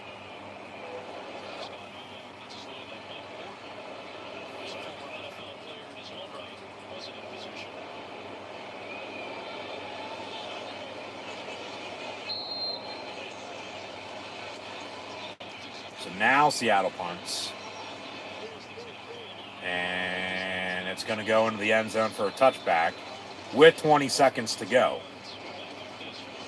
So Pittsburgh ball, 1st and 10, at the 20 with 20 seconds. Yeah, 3 timeouts, but do they do anything? I doubt it. They're probably just going to take a knee, and that's that. And then they'll get the ball back to begin the 3rd quarter. But, I mean, if you're going to do anything, run some sort of out route to the sideline, get the hell out of bounds, or something down the middle because you have timeouts. And then, maybe take some sort of shot. I mean, can you get in Boswell field goal range?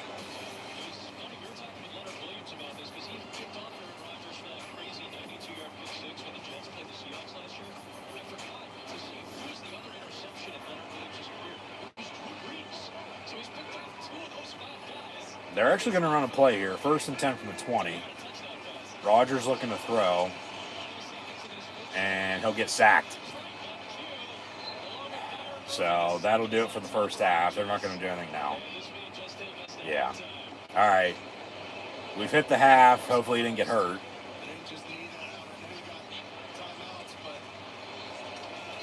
But yeah, okay, we've hit halftime here in the Steel City. It's 14-7, Pittsburgh, and the Steelers will also get the ball back to begin the third quarter. So, Seattle went and drove and scored to begin the game. Pittsburgh got a field goal. Got another field goal off of a turnover.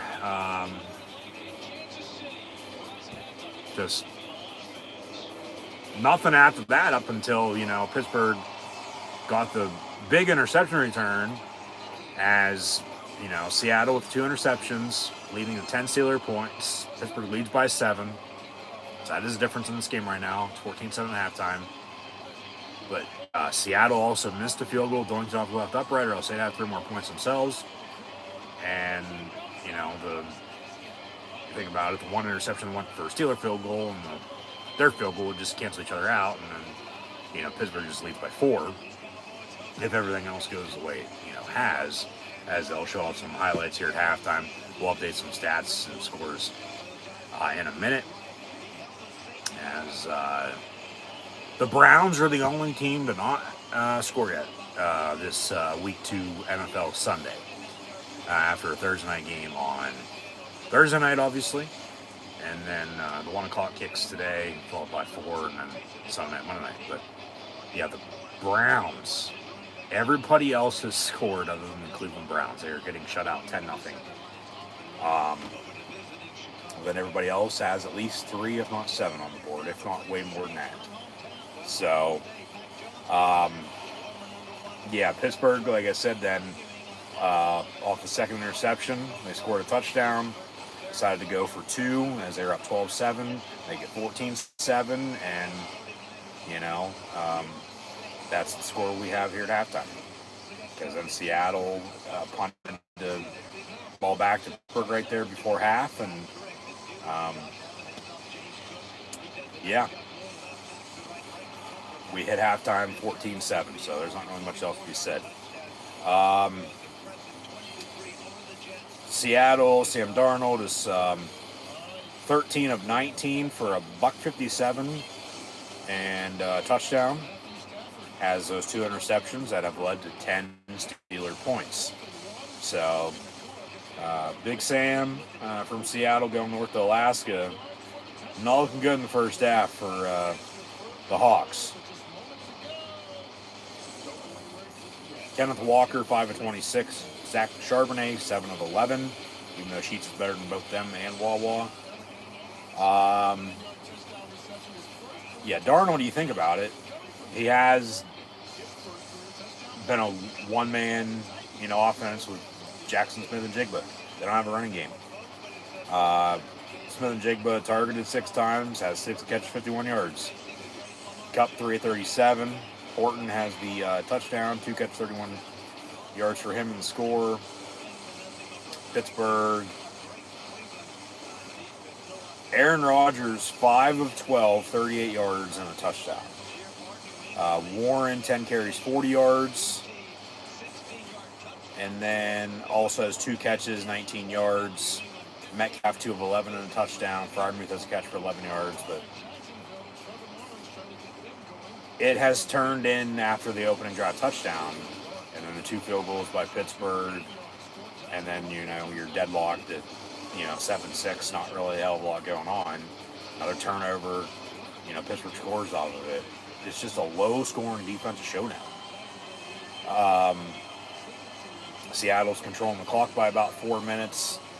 They have more first downs. Neither team can really convert on third down right now. Seattle's 2 of 7, Pittsburgh's 3 of 7. They're 1 of 2 on fourth down, obviously.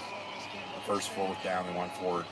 They ended up, unfortunately, missing the field goal, though. Doinked it, so no good. So then the interception on the other one. So both fourth downs really didn't matter. Pittsburgh didn't go for it on fourth yet, if they're going to at all today.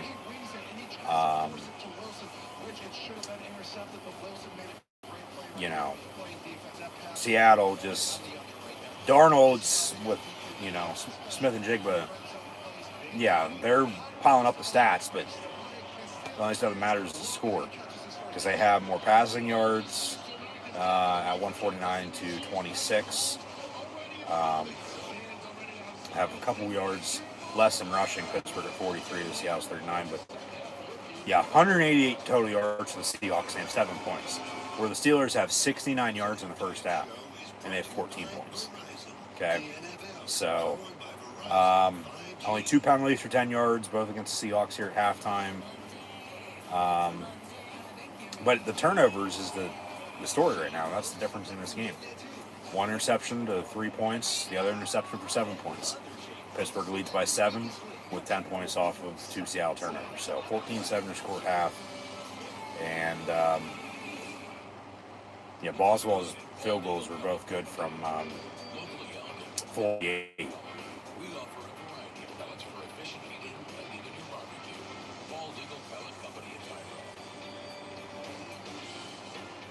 So NFL Week 2 kicked off on Thursday Night Football.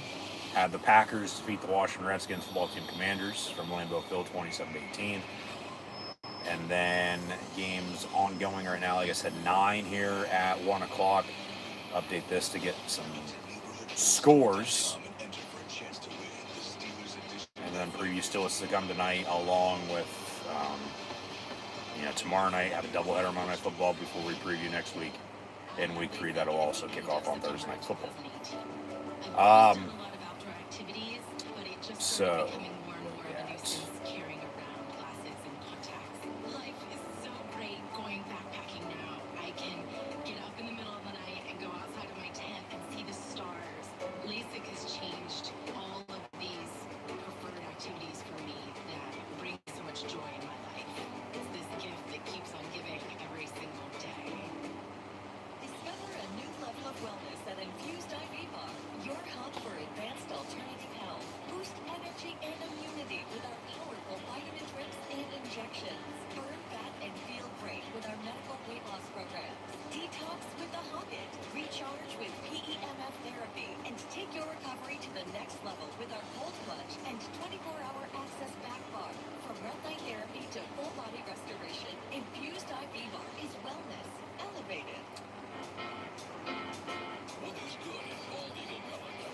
got 3 games at halftime. Ravens leading the Browns 10-3. Patriots up on the Dolphins 15-14. And we sit 14-7 here at Pittsburgh on top of Seattle. The other 1 o'clock games nearing halftime. Jacksonville leading at Cincinnati 17-10. 13-10 Giants over the Dallas Cowboys. Lions leading the Bears, oh my, 21-14. Titans up 13-10 on the Rams. 49ers at the Saints. It's 9-7 there. And then Bills 20-3 at the Jets. Games at 4 o'clock. We'll have 3 of them. Broncos, Colts, and the Peyton Manning Bowl. Panthers, Cardinals. And then the Super Bowl rematch from this past February. As today's game, was Pittsburgh and Seattle, obviously, is a 20-year-old Super Bowl 40 rematch, hence the hat. But Eagles Chiefs at 4:30, and then Sunday Night Football is Falcons Vikings, and Kirk Cousins is not playing for either team unless an injury occurs. And then Bucks Texans and Chargers Raiders is your Monday Night Football doubleheader. Okay, and they're not on at the same time. They'll be on at 7 and 10. Okay, so no 8 o'clock, 8:30 game, and then like a 9 o'clock game, or a 7 and then an 8:30 game. Be on back to back. So NFL gonna be going into early Tuesday morning to end Week 2. Week 3 kicks off on Thursday night in upstate Western New York with the Buffalo Bills hosting the Miami Dolphins. Hopefully it doesn't snow or Miami is going to be up shit creek freezing without a paddle. Next Sunday, we'll have the Packers and Browns, Colts Titans, Bengals Vikings, Rams Eagles, Jets Bucks, Raiders and Skins, the football team in D.C., Landover, Maryland, Washington Commanders. Falcons, Panthers, Texans, Jags. Denver will be in L.A. taking on the Chargers. Saints will be in Seattle taking on the Seahawks. Cowboys, Bears, Cardinals, 49ers. Next Sunday night is Chiefs, Giants from NYC. And the next Monday night we'll have the Lions and Ravens, which should be a good game. Didn't mention the Steelers. They will play next Sunday at 1 at the New England Patriots. I, unfortunately, will not be home next weekend. So we will be still streaming. It just won't be live, so please no spoilers on social media or whatever. I always, try to do the best I can to stay up my phone and, a situation like that as well. So we'll still watch the game once I get home. At this point in time, though, I don't know when that's officially going to be, to then have, a time set for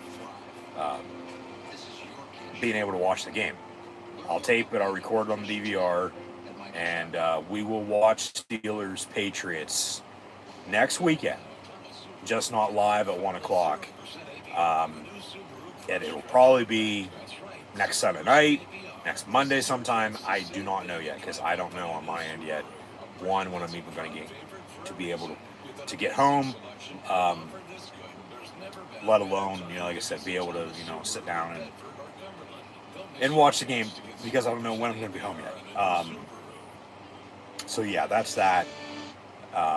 Done this in the past, and we still end up watching it. Still end up streaming. So we'll still stream, but it's just not going to be a live stream of the actual live game.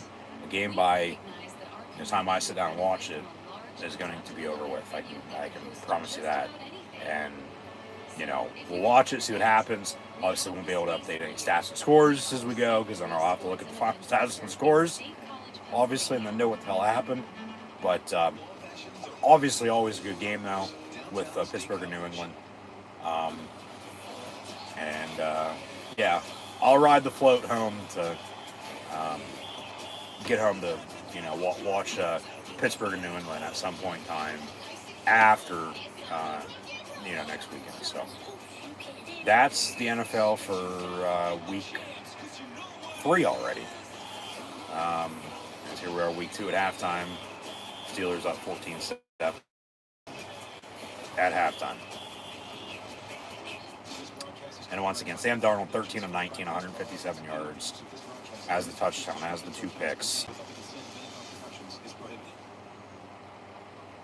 And then Pittsburgh obviously has 10 points out of those 2 interceptions. Rodgers, 5 of 12, 37 yards and touchdown, but total net 26 passing, as he's been sacked twice. So, yeah.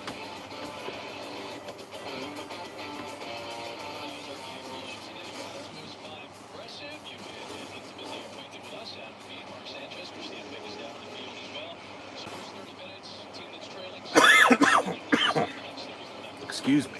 Shit. Woke up yesterday morning with a head cold, if you will, just not really stuffed up, just sore throat and cough.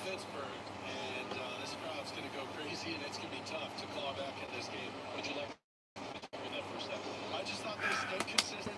Other than the 2 sacks on Aaron Rodgers, good things seemed to happen when they got the ball to their tallest and biggest players, DK Metcalf and Greg, of course. So Seattle on a kickoff. Pittsburgh back deep to receive the second half kick up 14-7.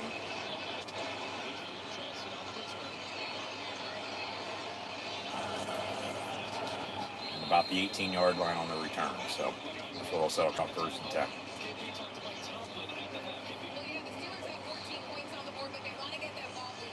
Yep. Rip it and rip it. Let's fucking go.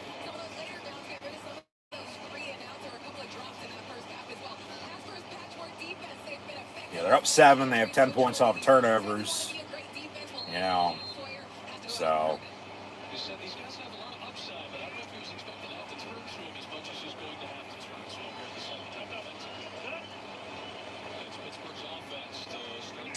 Austin in motion. 1st and 10 for the Steelers. First play of the third quarter, handoff Jalen Warren, and he'll get 5 yards or so, 4 or 5 yards out past the 20.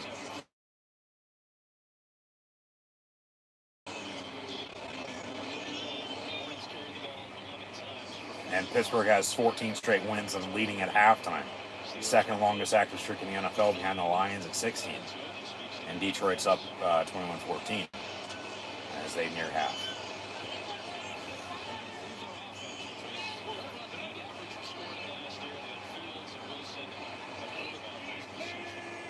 Washington motion.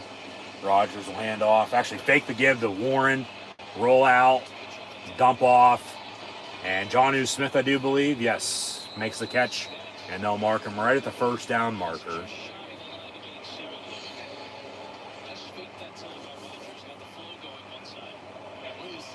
And fooled us all. That's a play action fake for sure. And then, yeah, just dump off to Smith.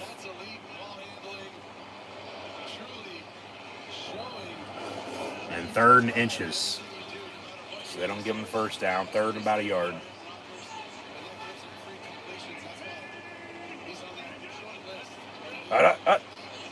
They don't jump. Connor Hayward motion. They'll hand off Warren and he'll bounce it, but get a first down. All right, just move the sticks. Move the ball. First down.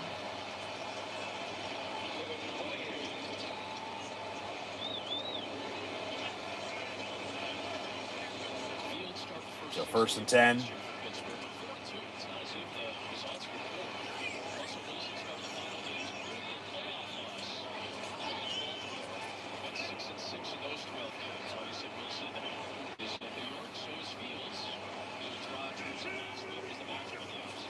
Out of the gun, Rodgers going to hand off. Kenneth Gainwell.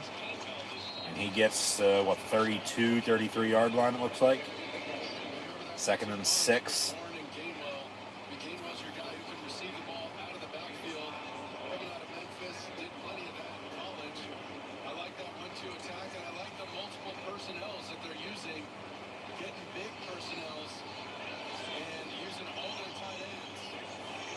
Second and 6 here, out of an empty.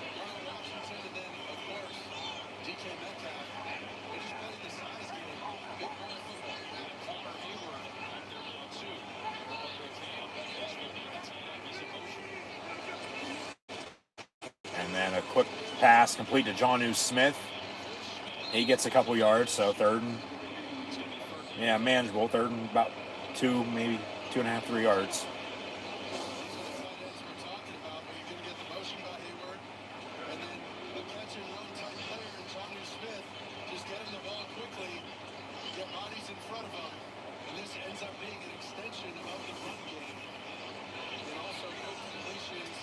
So 3rd and 2 here.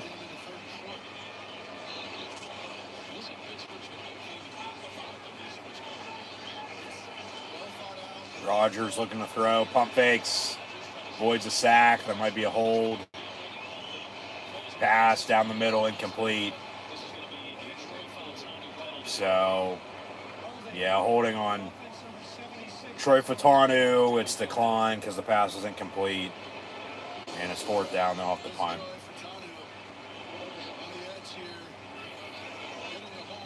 Yeah, he just got beat.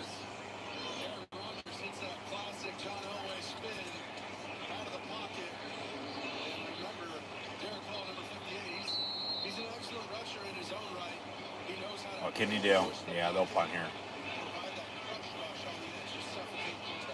So Waitman with his left foot kicks it into the end zone just a little too much on the punt for a touchback. So Seattle ball, 1st and 10 when we come back. 14-7.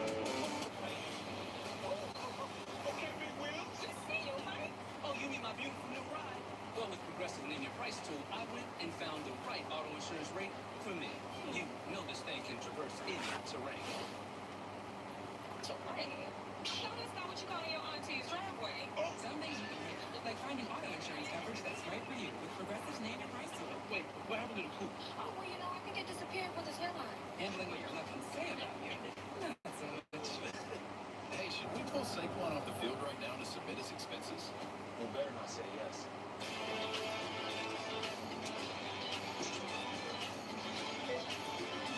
Switch your business to rap.com. You've earned this, so hold it up high. It doesn't just have great bones. It was the backbone of your community. So you breathe in new life, grinding away to make space for tomorrow, for your people. This isn't just a restoration. It's a revival. Because you're always willing to double down on your neighborhood. You are a fighter, and this is your reward. Medallion, the mark of a fighter. Also come to the hotel with an ocean view. Then you find a vacation rental with an ocean-front yacht. Easily find your stay. Expedia. Book now. At Burger King, you're at the roots of value. You're looking for one of 5 Cineminis or part of the game. No. It's the whole menu. You can choose all Cine Minis with the $5 duo or $7 treat.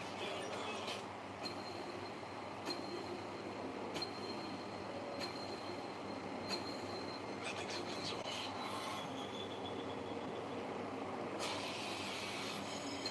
Do you want what I have? You're gonna have to sacrifice. What if I say no? It's time for me to show you who I am. I am rated R. Coming to theaters Friday.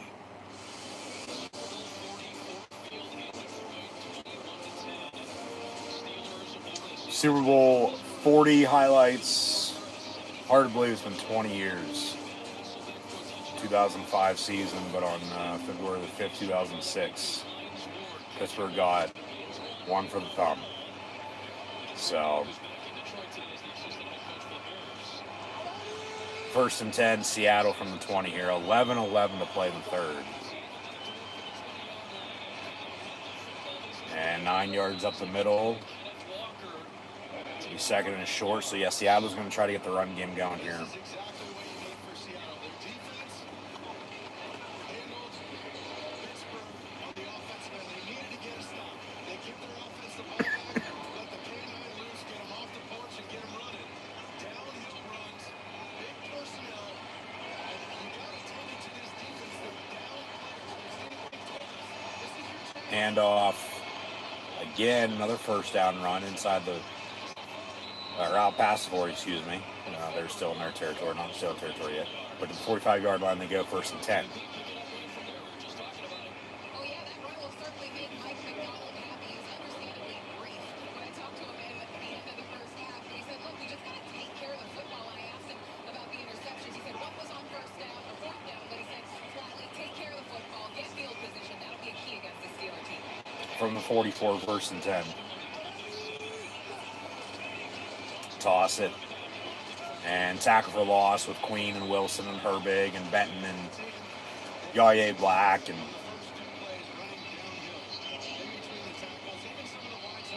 bumps and bruises, as Tomlin would say, with today's injuries.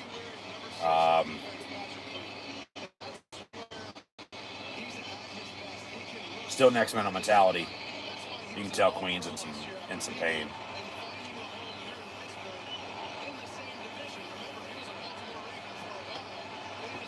But hands back on knees and getting ready to go up middle linebacker. Darnold's pass over the middle, caught with Wilson and Queen on the coverage. 7 yards for the rookie.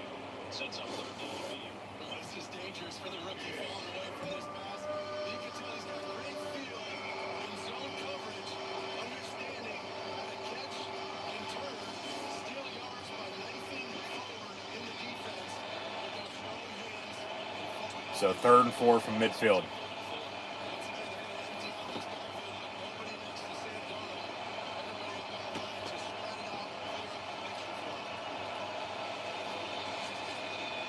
Darnold over the middle, caught again, 1st down with Ramsey on the coverage.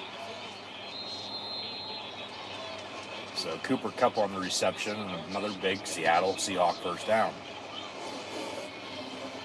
These two know each other really well, playing against each other every day in practice in Los Angeles, making huge plays for the Rams. And now it's one-on-one. Sam Darnold threading the needle with that throw, but that's where they've been effective. In the middle of the field, easier throws for the quarterback, in between the numbers. Thanks for this back to the run game.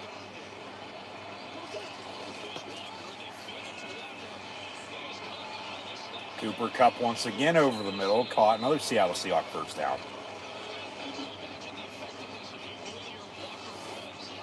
So Seattle, okay.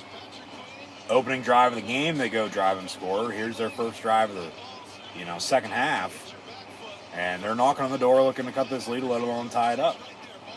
And it's the pass game.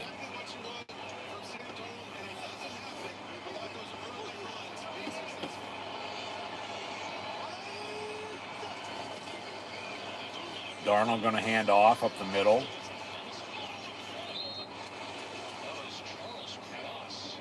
Kenneth Walker for about 5 yards or so.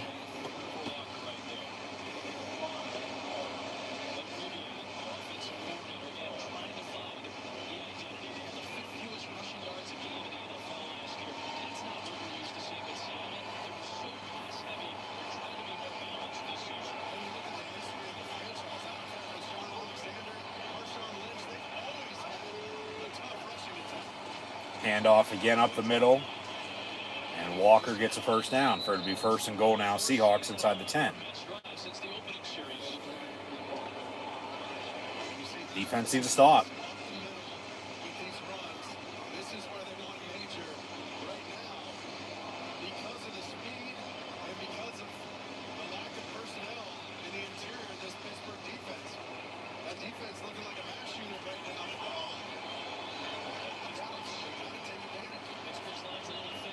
From the 7, first and goal. Darnold drops back. It's caught. Touchdown. And Barner, the tight end, 88, going to spike it. And touchdown Seahawks. They're an extra point away from tying this game up at 14 with 6:10 to play in the third. So a long touchdown drive that chewed up some clock.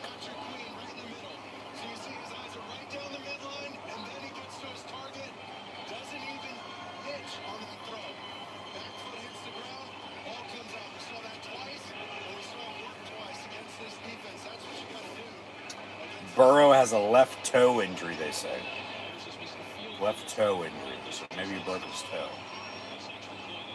Extra points up and good is 14 apiece.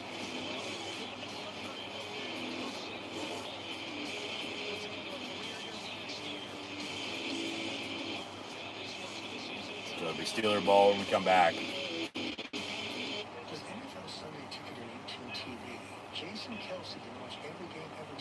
Had some news a little bit ago in college football. Normally Woody would have recapped and previewed college football. We did all that though yesterday, so I'm not going to get into it today. But it looks like some programs are already, moving on from their now former head coaches.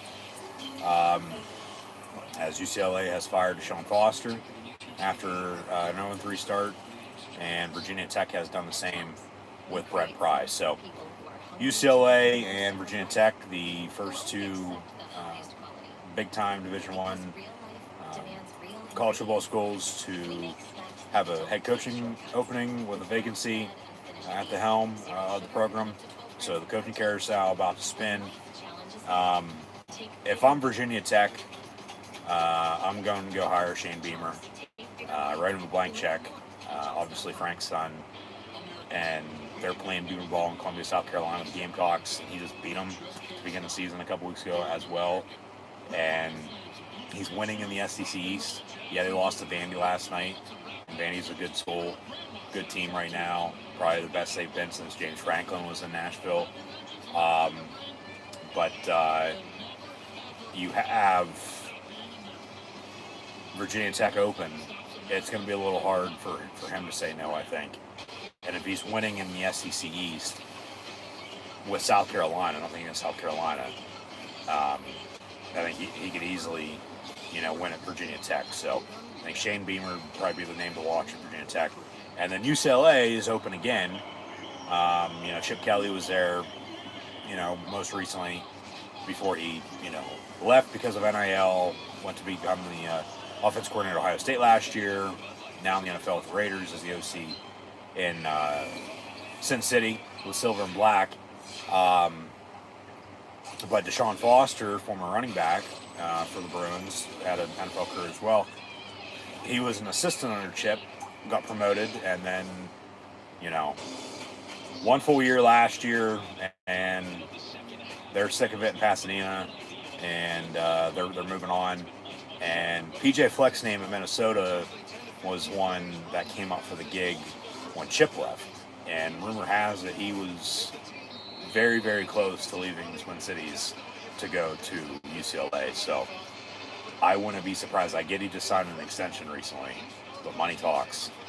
I wouldn't be surprised if PJ Fleck would leave Minnesota and go to UCLA. Obviously still a Big Ten gig. But I think him in Minnesota probably run its course at this rate.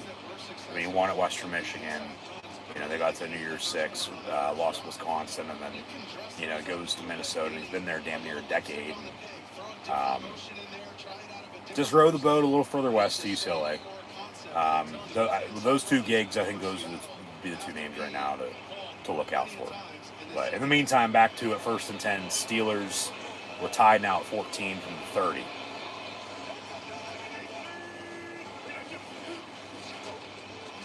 And Rodgers going to avoid a sack, roll out near side. Complete to Warren, 45-50. Out past midfield. Still running 40, 35-30, 25-20, 15-10. Down to the 5-yard line. Let's go. Just a simple... well, it wasn't simple sack, but dump off as it was going to be a screen, but had to find some ground. And, I mean, that's Rodgers, yeah, throwing the ball, but that's all Jalen Warren, afterwards. All that yak yardage, yards after catch, breaking a couple different tackles, and, yeah, got a convoy, and down to the 5-yard line, 1st and goal Steelers, looking to retake the lead. So they have momentum. They fake the run, fake the end around, and then dump it off on a screen, but then it falls incomplete. So 2nd and goal now, Pittsburgh from the 5. Don't get tricky now. Just fucking punch it in and score.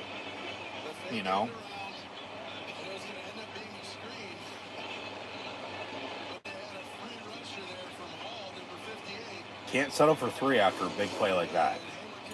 You just can't. You got to score. So 2nd and goal here, Steelers. Ball 5-yard line. Rodgers will hand off, Gainwell, and they'll give him about a yard or so, maybe 2. But yeah, 3rd and goal coming up here for Pittsburgh.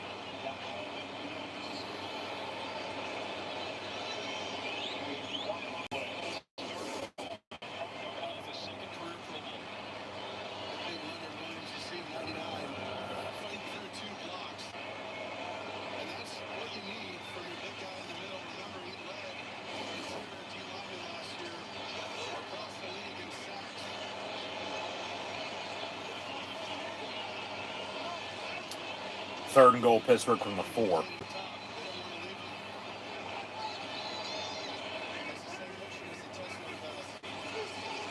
Rodgers rolling out. And in the end zone. Caught? No. Picked off. I got to see a replay of that. That's too close. Rolling on the field is an interception. I got to see a replay, though. It's intended for Freiermuth in the back corner, it looked like. Well, Austin was there, tipped it, and was going to go to Freiermuth, and then Seattle's right there to pick it off. So, get the big play. can't score off of it, throw the pick. So hopefully Seattle now doesn't, counter and retaliate and even it out with, points off turnovers like Pittsburgh did to them earlier. Because then they'll take a lead, obviously, and then Pittsburgh will be back down and, have to, play from behind again. With, time probably not going to be on their side, but they just need defense to stop.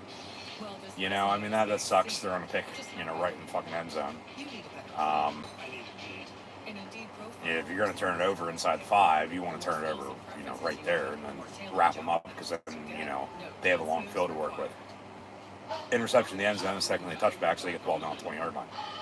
You don't want to turn it over at all. You want to score there, but just it's frustrating. Yeah. What can you do, though?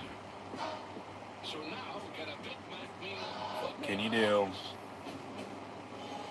To find your way, sometimes you have to pave it yourself. Just need to stop on defense once again. And determination. Introducing the most capable CRV we've ever dreamed of.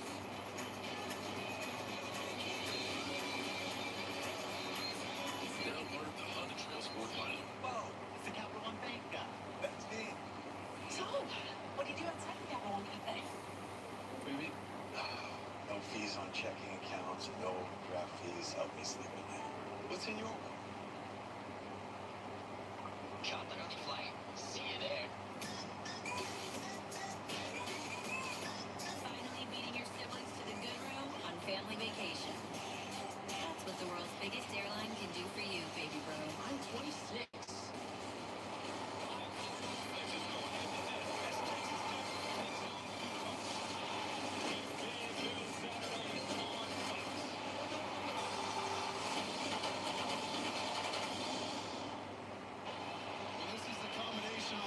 So they show a replay of the INT. If you stop, you gotta stop and get back to that front line. Yeah. He brings the hands to the picnic. He brought defenders to the ball and the throwing lane. That's Ryan moves. Ball in the back end. That was broken. Calvin Austin messed that one up for sure. From the 20, with 4:12 to play, and the 4-1-2, tied at 14. Pittsburgh defensively going to need a stop after that turnover on offense. Handoff and Queen on the stop. Bounce on these zones. Better watch out for number 6. He'll hunt you down.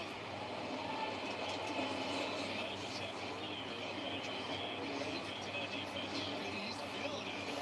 Right now, you can tell he's not 100%, and he's still making plays on the edge. That speaks to the type of effort he plays with. And the Steeler way established by Mike Tomlin and the coaches before him. That's what you're about. You wear that logo. So 2nd and 10 officially from the 20.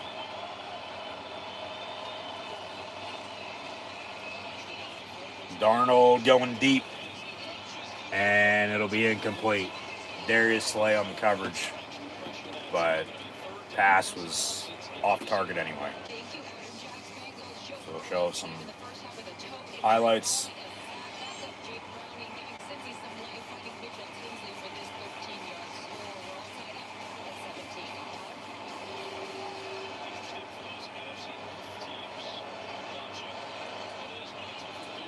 So 3rd and 10 from the 20 for Seattle. Come on, defense. Let's get a stop.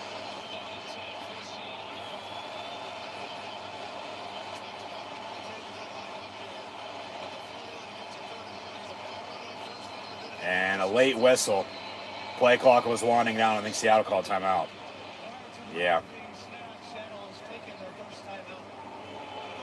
So it'll still be 3rd and 10 here from the 20 after the timeout. But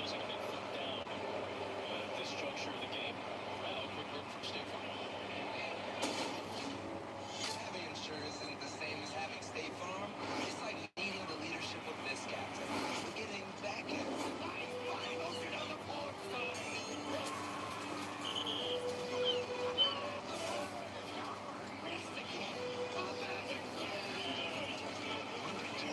So don't settle for just saying insurance. There's State Farm.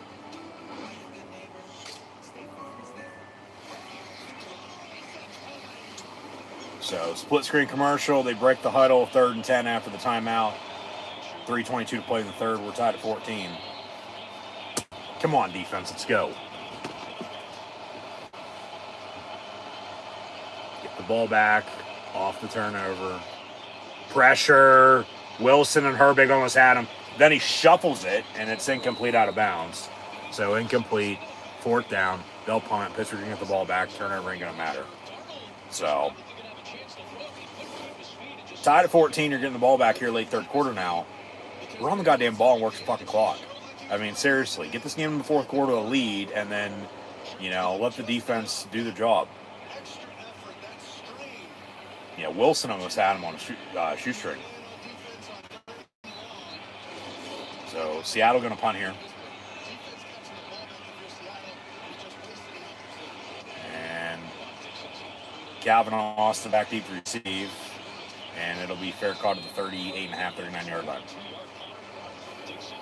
So, 1st and 10, Pittsburgh from there. Rodgers, after his first interception as a Steeler, we'll see what they got on the next offensive drive. You'd like to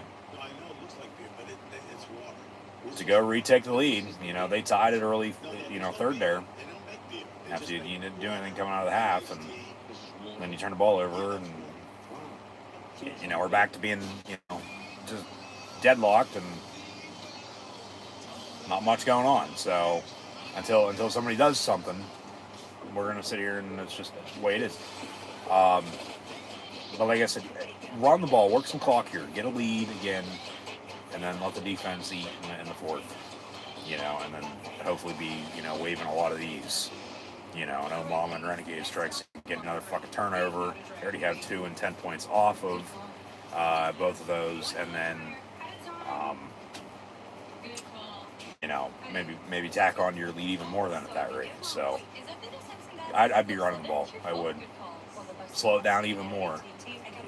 Do what you want to do.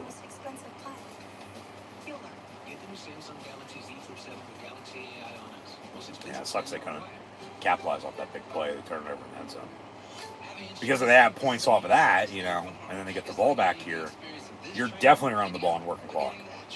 And then you're looking to tack onto your lead, and then, maybe get another stop and, renegade and turnover and whatnot.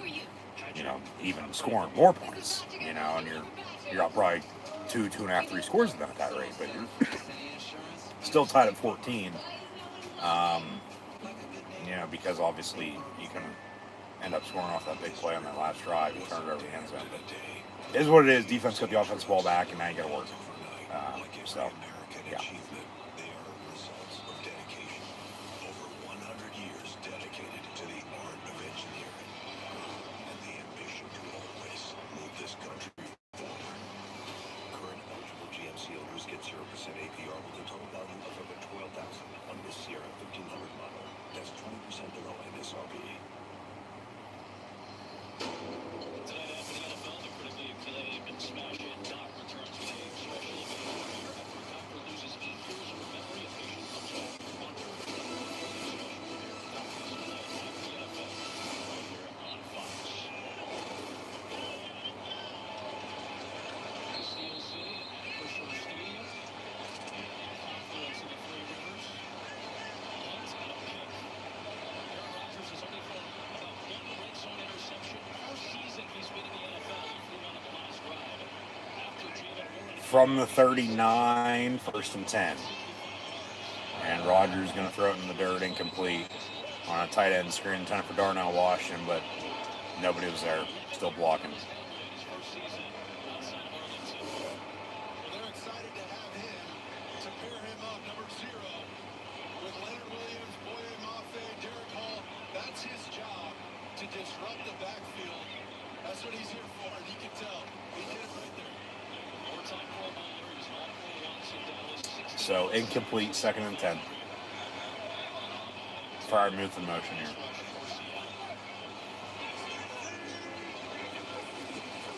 And handoff Warren. And nowhere to go, so 3rd and 10. Gonna have to get a spark somewhere. You know, if they end up getting the ball back, defense getting another stop, you know, then all right. But Holding each team to 14 points, taking the ball away from the offense. Unfortunately, the offenses haven't been able to quite capitalize when they need to. Both offenses finding themselves in third and long. so 3rd and 10.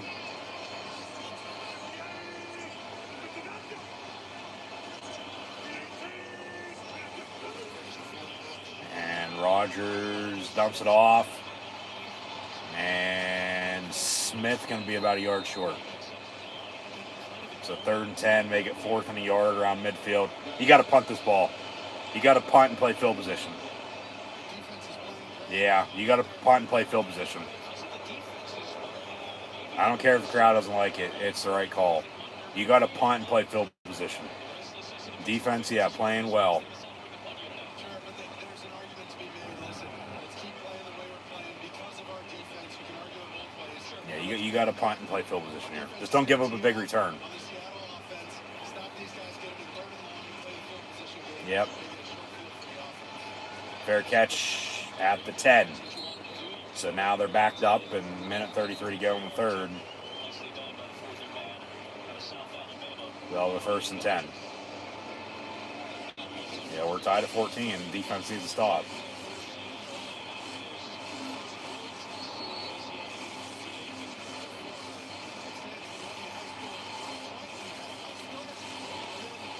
They didn't go to break, and, you know, it's still late 3rd quarter, but it's time to wave these. Defense really needs a fucking stop. All right? So let's see what they got.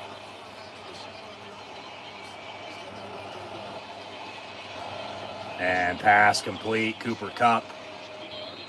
About 7 yards or so. Be 2nd and short. 1.5 minutes to play in the 3rd.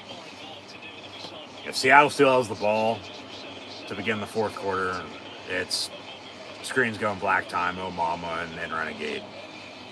And this defense to, you know, get a spark off of it, hopefully, and, you know, Renegade strikes again, and you get a stop and get another fucking turnover and get the ball back.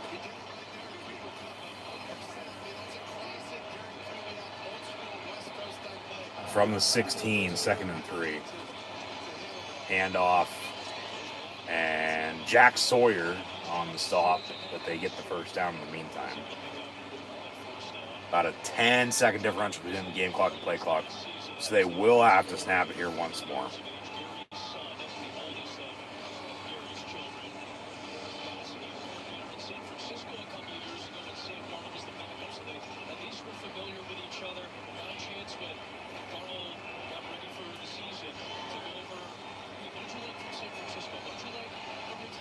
So from the 19, 1st and 10, fake the give, batted down, incomplete. Wait a way to follow the ball, but it's incomplete. 2nd and 10.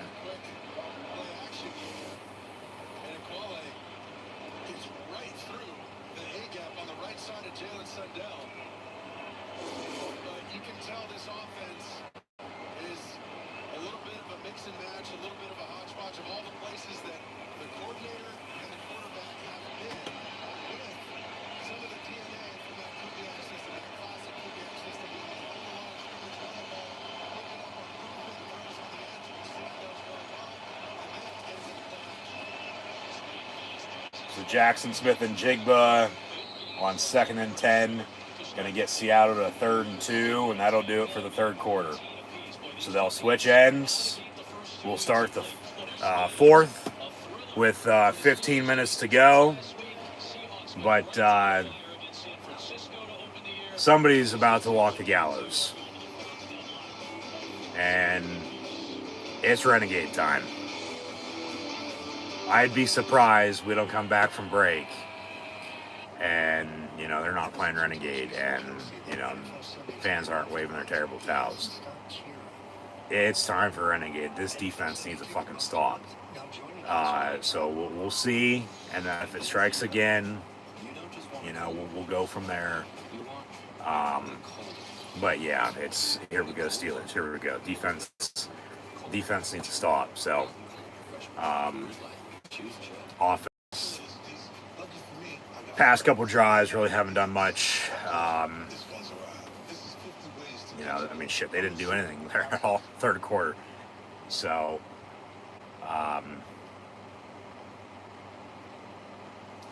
something's got to give. You know, what defense is going to bend but doesn't break? Yeah, it's just 3rd and 2 to begin the fourth, and the defense needs to stop to get the offense the ball back, a spark, you know, to give the offense a reason to go do something and you know, score and retake a lead.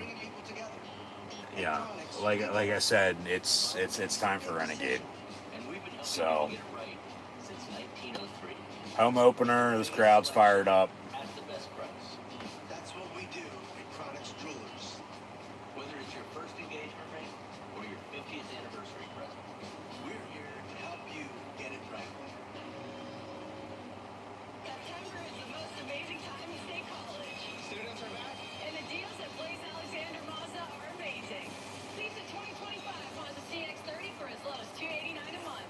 Or finance for as low as 4.9% for up to 60 months. Get 1.9 for up to 60 months on the 2025 Mazda CX-50. It's a great time to be in State College and a great time to get into a new Mazda. Blaze Alexander Mazda at State College. BlazeAlexanderMazda.com. I'm attorney Mike Gig, and I'm attorney Greg Gamble.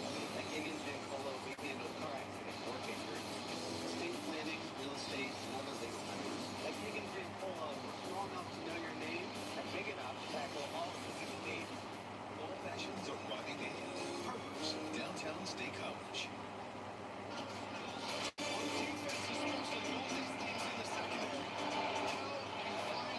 Come on, defense, let's go. To begin the fourth quarter, on 3rd and a long one, we're tied at 14. Darnold looking to throw over the middle. It's caught at the 40. Cooper Kupp again, the former Ram.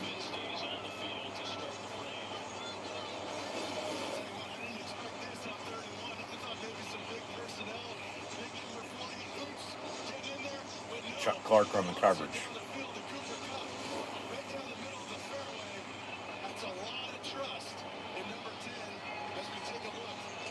Come on, defense, let's go.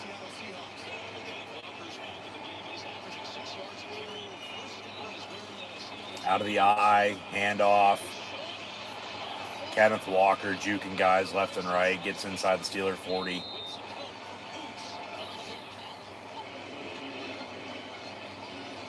Big first down run for Seattle. Now they're running the football. You know, they're shutting off this crowd.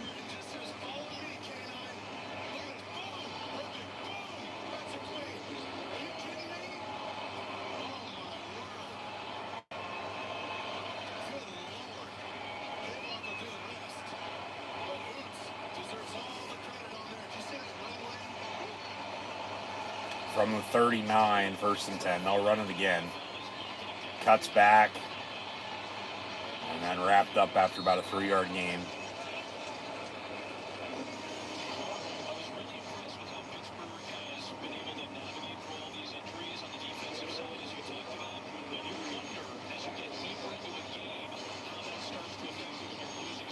Yeah, so with Highsmith out because of an ankle injury, you know, Herbig and Sawyer stepping up alongside TJ Watt, but he's been quiet today. He has.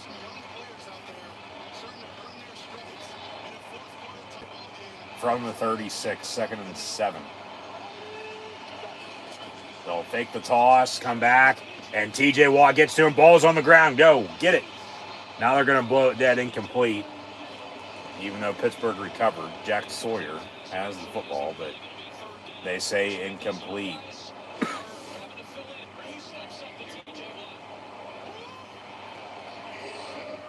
So, big 3rd down. Yeah, okay, I guess that's an incomplete pass. He did go forward with it, and then Watt hit him, and ball just deflected backwards. 12:52 to play. We're tied at 14. Come on, defense.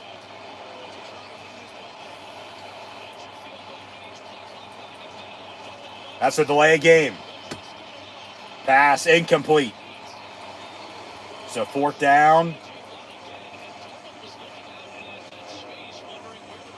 And are they going to kick a long field goal or are they going to punt?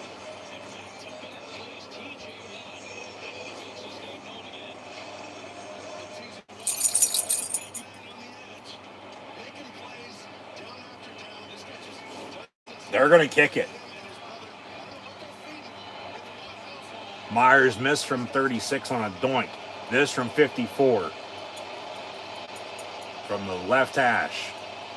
High snap, hold down, kicks up, and good. So Seattle takes a 3-point 17-14 lead with about 12 and a half to go. So now the offense, and it's time to go score. Time to go kick another field goal, tie it up at 17, go score and take a lead. So, yeah, that's a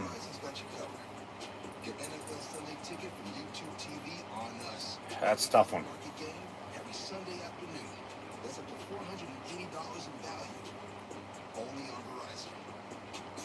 So now we'll see what the offense has got and if they can go score. Because if not, then all Seattle's going to do after that is run the ball and work clock. You know, and if they score again, game might be over. So, yeah, we'll see.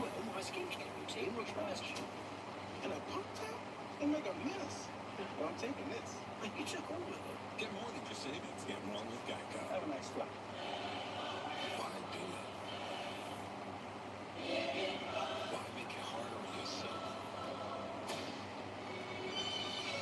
Why put it on the line? With so much at stake. Why would you dare? You could give everything you had and still lose. But my question is, what if you don't? Dr. Workman's house. Nope. Cantina chicken burrito. You know, we need something to wash that down. I got you.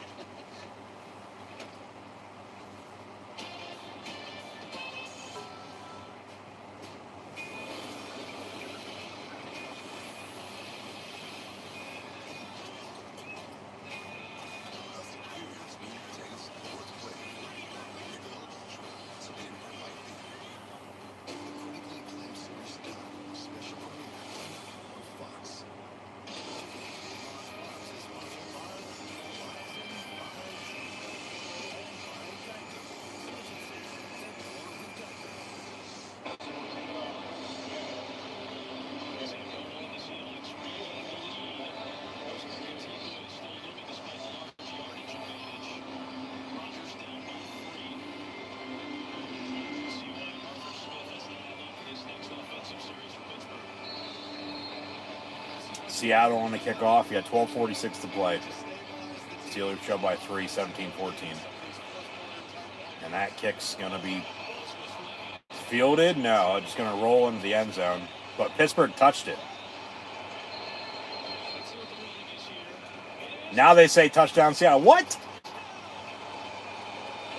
What?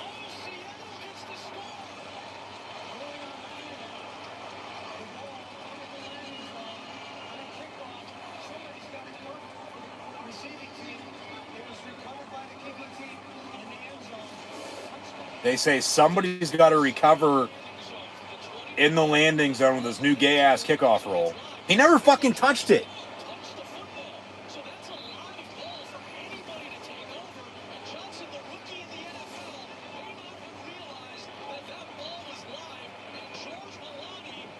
And then Seattle went after it and recovered, and they say touchdown Seahawks. So that's a fucking 10-point swing on 2 plays.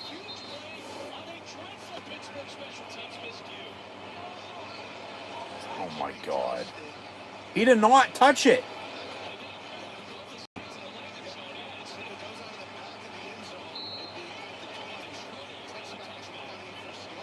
But he rolled out of the back of the end zone as he recovered it. And they say touchdown. You can't look at it? No, they're not. Extra point. Up and good. Jesus fucking Christ. What the fuck just happened? Yeah, of what not to do. Seriously, what the hell just happened? So guess what? Seattle's on to kick off again. Pittsburgh back deep to receive. That's the idea on these kickoffs, right? You want dirty kicks, meaning I want it to leave the but I also want it to be confusing for that returner. Inside the 10, inside the 5, that's where you want the ball to hit the turf. That's exactly what Jesus Christ. Now they're down 2 scores at 10 with 12:46 to go. And Seattle has all the momentum. So now the offense definitely got to go fucking at least kick a field goal. But then guess what? The defense is still going to need another stop.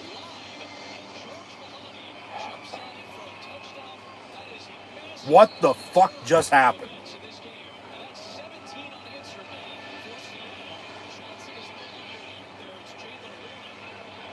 And they return this one from the 10. 20, 25 to the 28. I mean, the roll's the roll. I get it. But it didn't look like he fucking touched it, for one. And then the recovery, recovered by Seattle in the end zone. But he was rolling out of the back of the end zone as he recovered it. Look, there's an illegal touch in there somewhere. But they didn't even fucking look at it. They could have at least looked at it and reviewed it. They would have reviewed anything fucking else.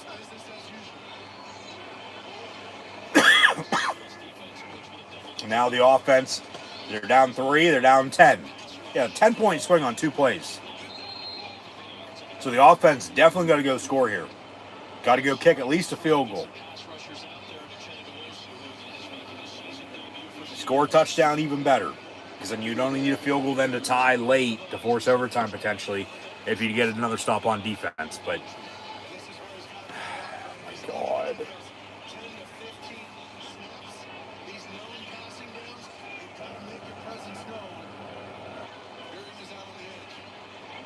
Empty set for Pittsburgh from the 30. 2nd and 8. Rodgers, quick pass, complete to Gainwell. God, just... I don't know. I don't even know what to say. That's just stupidity.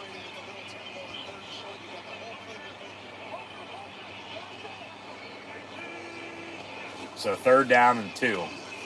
Rodgers rolling out. Gets hit as he throws it. Complete. Fryermuth at the 45. All right. Needed a big play from somebody, and he 8-88 there makes a snag. The Steeler 1st down. But like I said, you definitely need points. You definitely need to get points on this drive. Field goal, touchdown. Something. And then the defense needs a stop.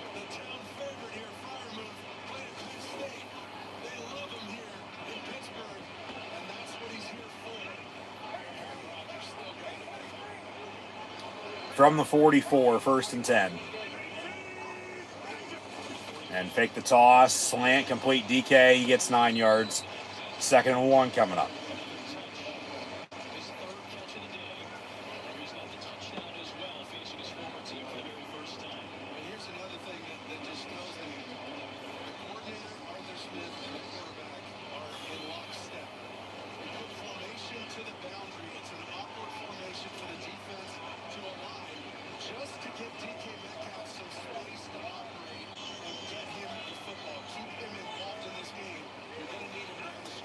Second and 1.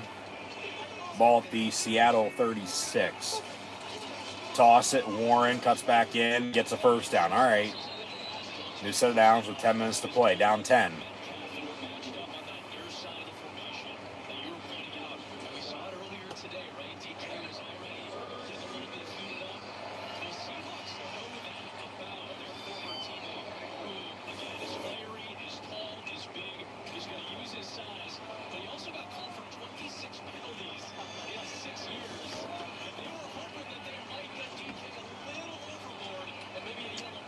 First and 10 from the 35. Play clock winding down. Got to go. Rodgers, quick screen, incomplete, intent for Gainwell.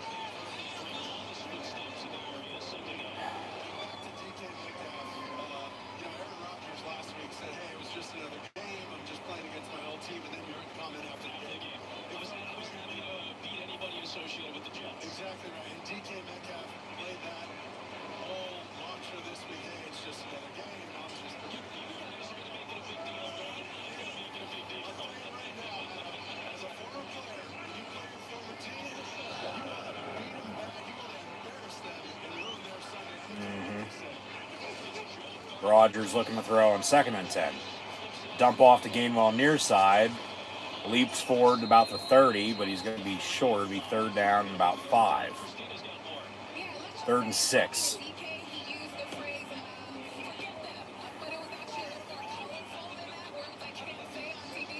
Oh, you can say it on TV. You just don't want to get fired.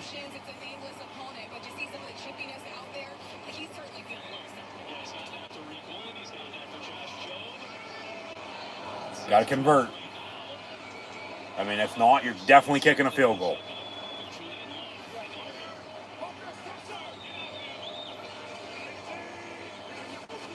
Rodgers on third and 6. Avoids a sack, steps up, run, go. And he dives. He's going to be short. It'll be 4th and 2 at the 27. So about, what, a 45-yard field goal coming up for Boz? Get the serial killer out there and let's make Seattle pay for, taking a 10-point lead there just a minute ago.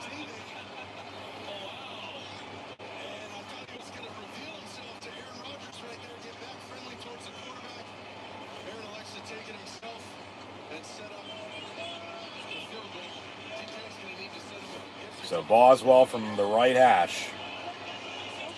Yeah, 45-yarder, kicks up and good. All right. Here we go. Let's go.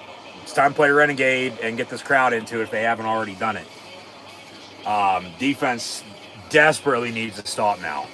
I mean, seriously. 7:49 to go. They're down 7. So those numbers equal out to 7 if you do the math. They're down 7, 49 and 7. With multiplication and division, it's 7. And that's what Pittsburgh needs to tie this game up, because of what just fucking happened on the next to last kickoff.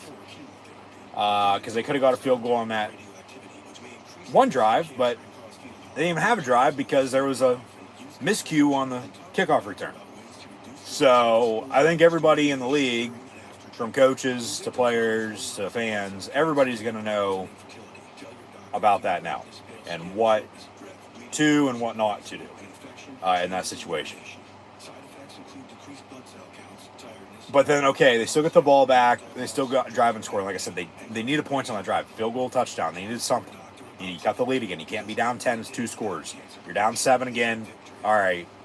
As you were early, 7-0. You came back, took a 14-7 lead at halftime. But,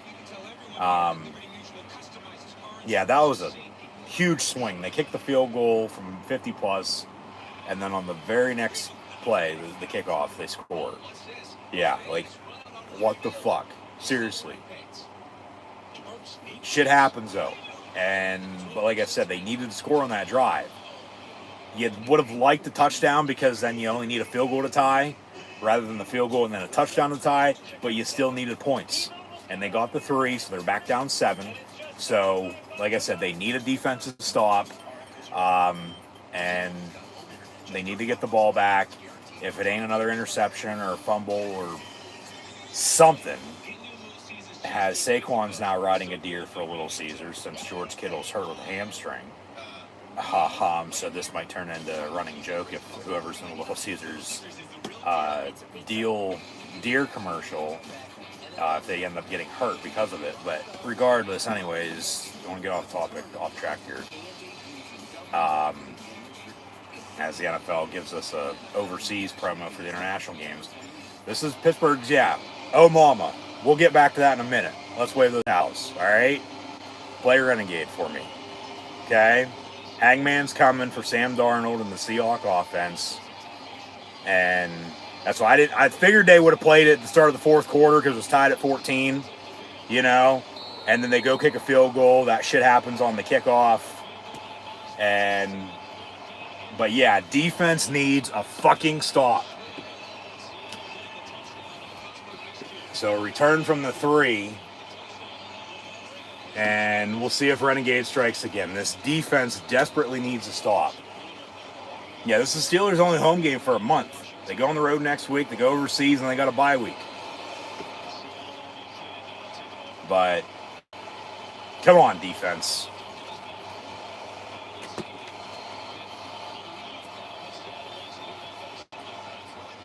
Where's TJ Watt at? I mean, seriously. He's made maybe 2 plays all game. And they need pressure up the middle, and they need to stop this run. Seattle's going to run the football. They have a lead. Especially on the road with a lead, they're going to run the ball and work clock. So you got to stop the run, which they really couldn't do last week. They were doing earlier with a running game, but then Seattle started running it. But nothing stupid. You can't, fucking shoot yourself in the foot with penalties here defensively either. Okay? Whistle with something going on. But yeah, an injured Seahawk. Hopefully he's okay. But like I said, this defense needs to stop. Defense needs to stop. And you can hear this crowd. So we'll see here defensively if they can get the fucking stop they need.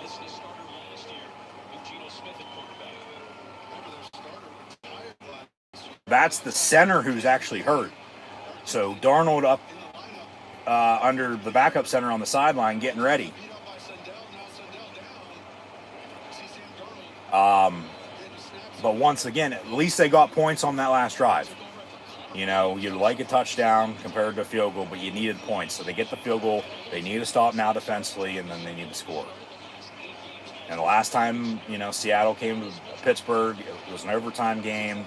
The last 3, if not 4 meetings, I believe, if I'm not mistaken, over the past decade, have been one-score games.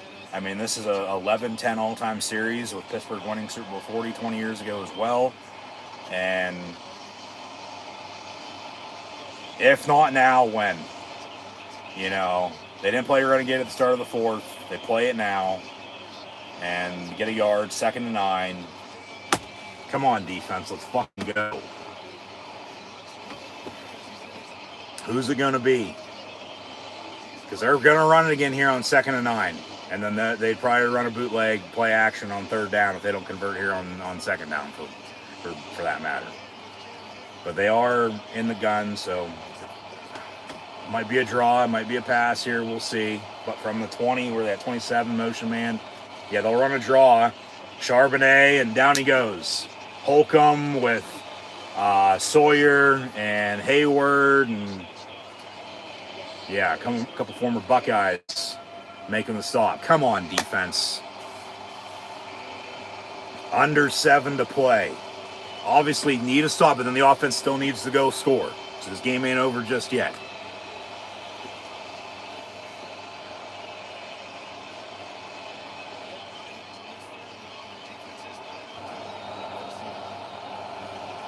Watch a fucking screen. Watch a screen and cover Smith and Jigba. 3rd and 9 from the 28. Play clock winding down. They get it off. And Darnold avoids a sack. They dump it off. Motherfucker.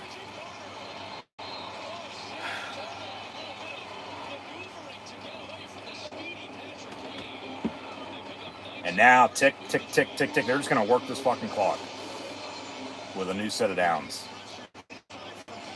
They almost, but almost ain't close enough. And then, yeah, because they brought pressure, and then the screen's wide open. Like I said, watch for the screen. Simple dump off, and then he gets a first down at the 47. And they'll snap it with 5:54 to go. Darnold going to go deep, and it's caught at the 10 with Ramsey on the coverage. And back to cover and Jackson Smith and Jigba. There he is on the deep ball. Jesus Christ.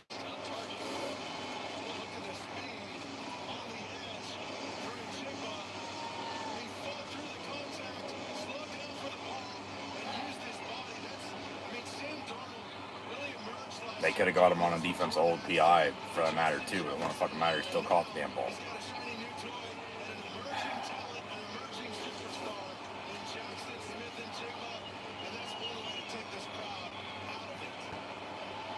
First and goal now, Seattle to 10. Come on, defense.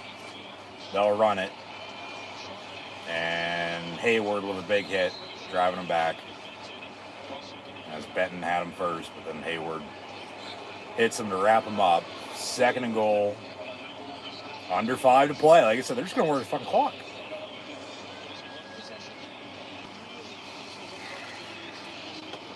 You really can't give up anything. You know? I mean, shit. If they had that field goal from earlier, you're already down 10. If everything else goes the way it did. You know, and they score here again, you're even worse off than what you're going to be if they do score. Darnold, down he goes on the sack, back to the 20. Sawyer with Watt and a few others.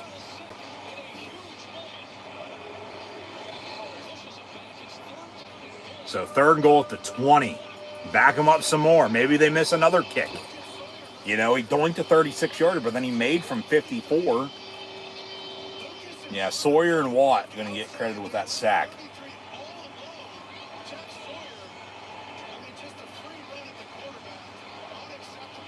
Come on, defense.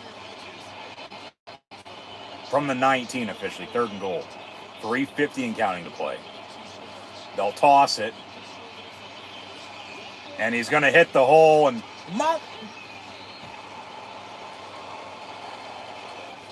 They toss it to Kenneth Walker. And nobody fucking tackles him. He walks in. Touchdown, Seattle. 3:41 to go. Back to 2 scores. And guess what? The fucking fuck up on the kickoff doesn't happen. We're tied at 17, and that's for the lead, and then Pittsburgh's still getting the ball back. You know, with a chance to go tie. But now they're back down 2 scores because that happened, and then they can't tackle. And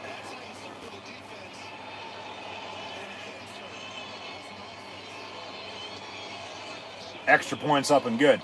So 31-17 with 3:41 to play.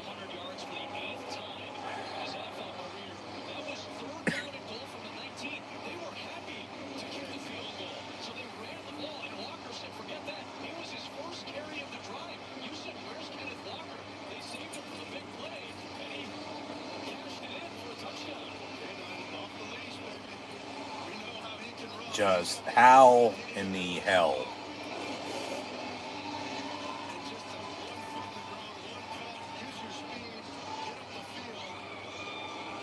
do they let a 14-7 lead, you know, slip? Let alone how in the hell did, like I said, what the fuck happened with the kickoff? And then, you know, touchdown on the last drive would have been nice then, you know, but then you're still down, you know, 2 scores. You know, if they score there, it'd be 31-21. So, you're just down 14, you know, which is 2 touchdowns. Ain't over yet, 3:41 to go, 2-minute warning, and still have all 3 timeouts, but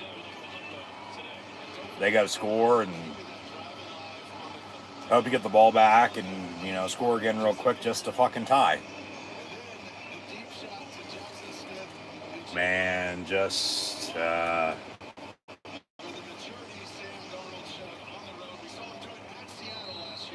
it's frustrating. And it's gonna be a tough way to fucking lose this game, too.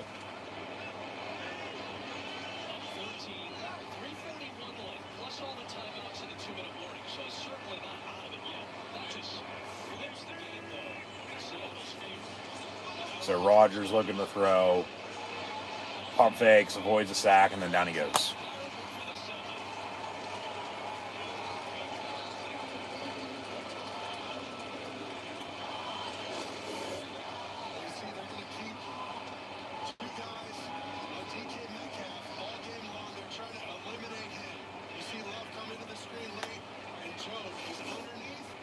Second and long. Slant complete, but Freiermuth only gets about 4. So 3rd and 15, 3 minutes to go. And I mean, you'd think there'd be some sense of fucking urgency here to do something, but obviously not.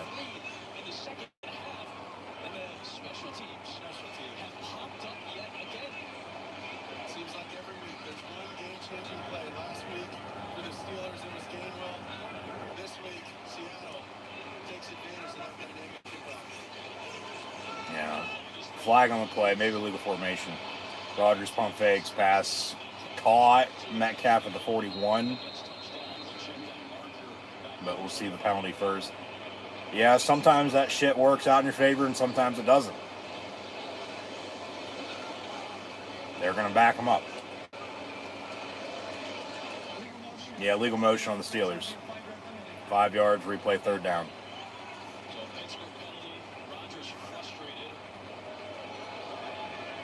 So 3rd and 20? Watch him after this throw. He gets hit right on the hand as he's releasing this football. Right there, Marcus Lawrence. And he's holding that hand after. See him stop the momentum of the arm right on the elbow right there. Rodgers holding his right wrist. Yeah, hopefully he's okay. 3rd and 20 from the 25. Pass complete. Roman Wilson, his first catch as a Steeler. But it'll be 4th down. And they'll go for it here. We'll see if they get it off before the 2-minute warning or if they'll have a 4th down with 2 minutes to play. And then obviously still 3 timeouts. You'd like to snap the ball before the 2-minute warning, I think. Go! They do. Okay, 2:01. Rodgers down the middle. Caught at the 45.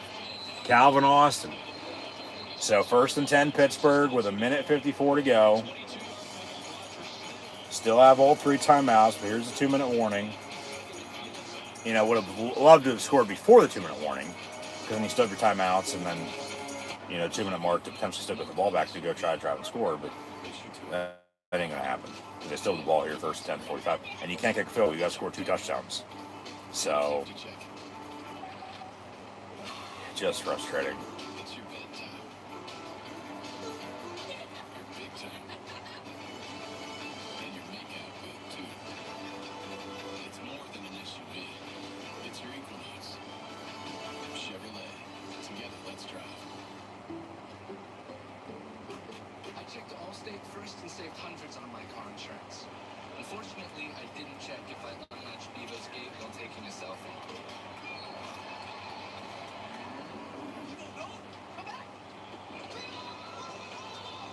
Checking Allstate first was really smart. Not checking Bevo's gate, though, not smart.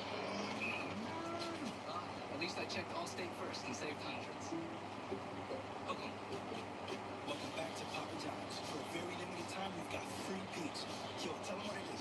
Buy any large pizza at regular menu price, get 1 large one-topping pizza for free. No, like free food. Yeah, we did do that. Better ingredients, better pizza, Papa John's. When Verizon gives you a free phone on any plan, Gemini, show me the concealer. You use AI a lot. The long, thin tube in the middle. Yes, boyfriend of the year. Did we say a lot? We meant a lot.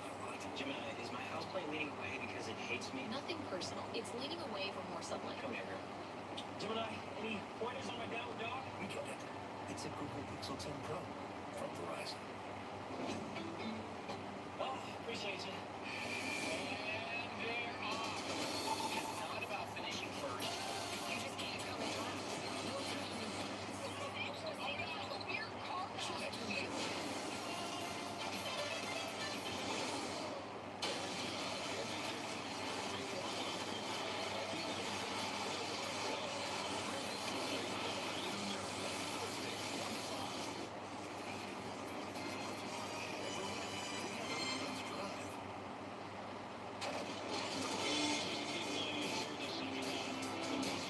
Yeah, that's where the game changed. The kickoff return.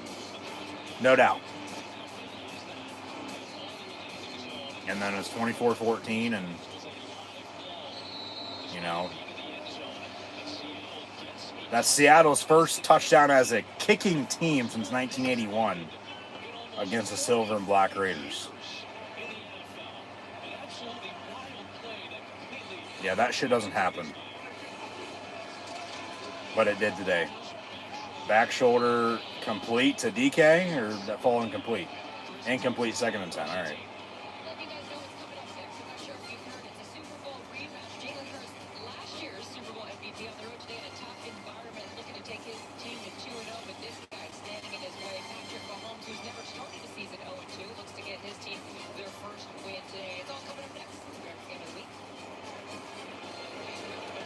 So 2nd and 10 here for Pittsburgh, down 14 with 1:50 to go. Still ball 3 timeouts, obviously. Ball 46. And Rodgers going to roll out, pump fake, and then ball's out, and they can say incomplete. Is that a fumble and Seattle recovers out of bounds, or what the fuck are they going to call now? This time they finally singled him. That's Joe 101. He got turned around, but remained physical throughout the entire snap. And Rodgers just didn't quite have a chance. That's a forward pass. That's incomplete.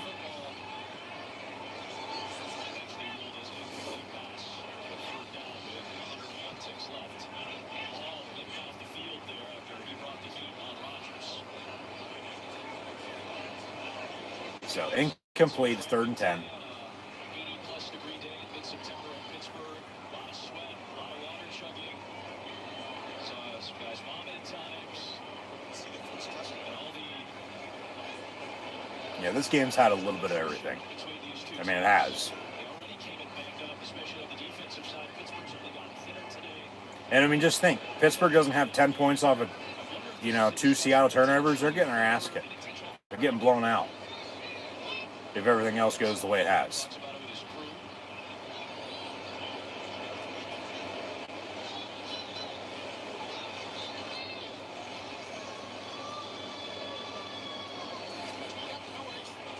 Rodgers was facing an imminent loss of yardage due to pressure.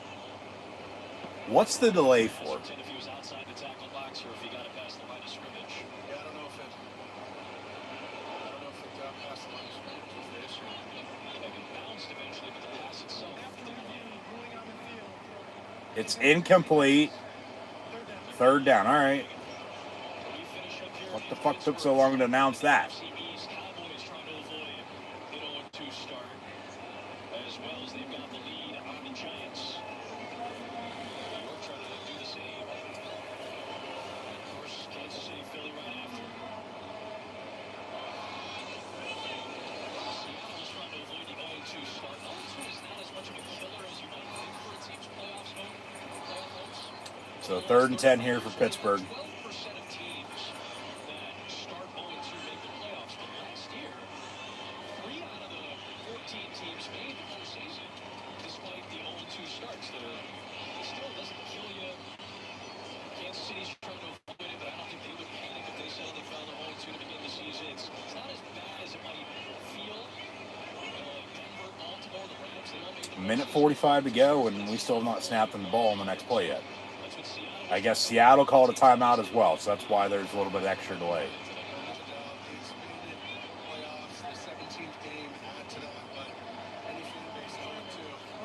And now they're saying intentional grounding. What the fuck? Why didn't you say that 10 minutes ago?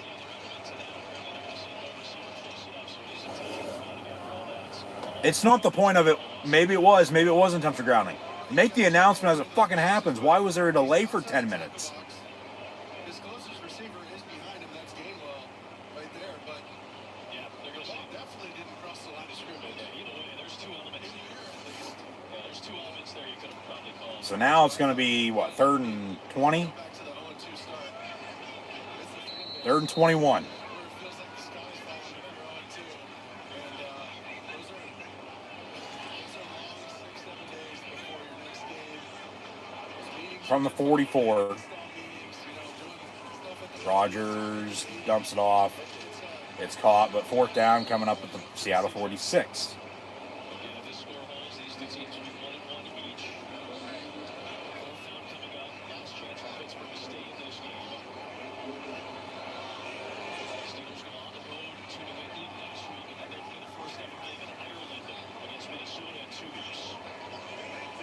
So here's your ball game. 4th and 10 for the Steelers. Down 14. Rodgers down the middle. High. It's picked off. Seattle on the return. 30, 35, 40.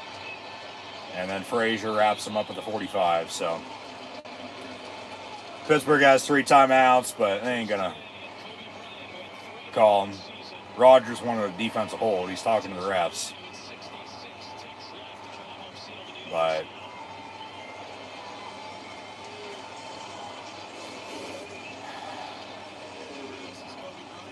I mean, yeah, interception late with the one in the end zone that came back to hurt. But this game changed with that kickoff.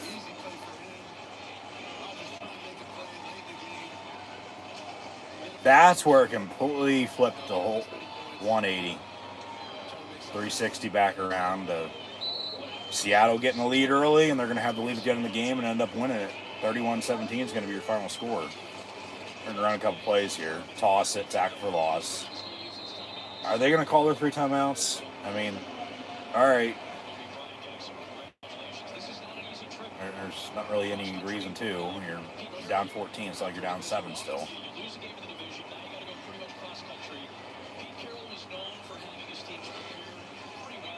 And Seattle's going to beat Pittsburgh for the first time since 2019, I might add.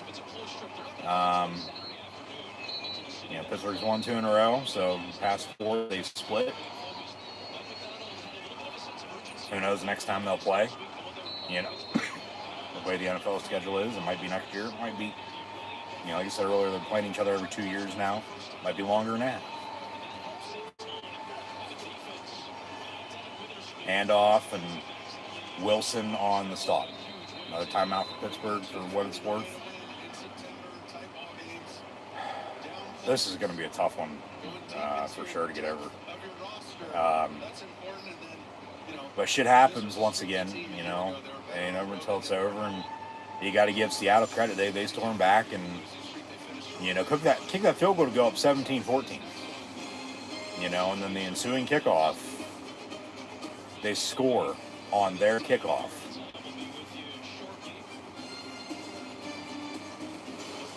Because of a miscue by the Steelers with the new kickoff rule in the NFL.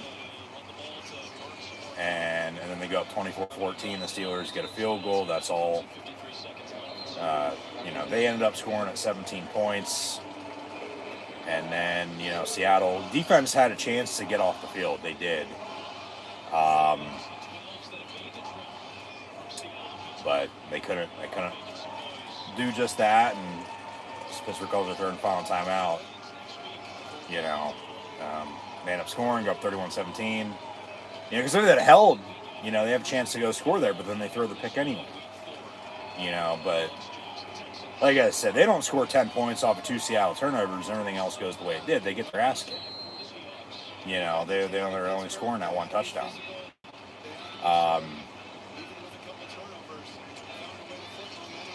But Seattle's actually going to punt, so Pittsburgh's going to still get the ball back. And it'll roll out of bounds. So, obviously, I don't know if they're going to actually run a play here, just take a knee or whatever the case is. Game's over. They're going to lose. They show off the upcoming schedule. Yeah, we talked about the next couple weeks.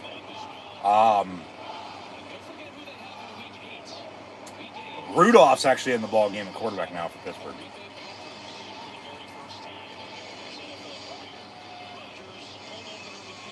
So, yeah, Rodgers going to be 0-1 at home as he's 1-0 on the road, and they go to New England next Sunday.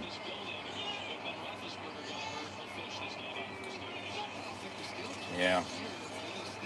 Eerie how...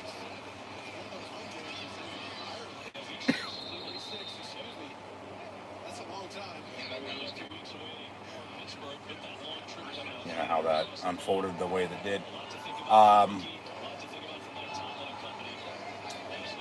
Just some garbage plays here.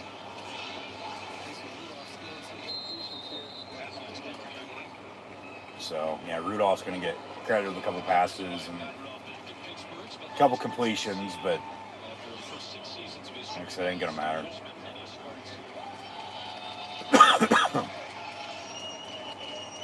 It's frustrating. Tough way to lose. But on to the next. You know, and it's an NFC game. You know, it's on against an AFC opponent that, you know, they might come back to bite them in the ass later on in the year. At this rate, I mean, it's still early, a lot of football to be played.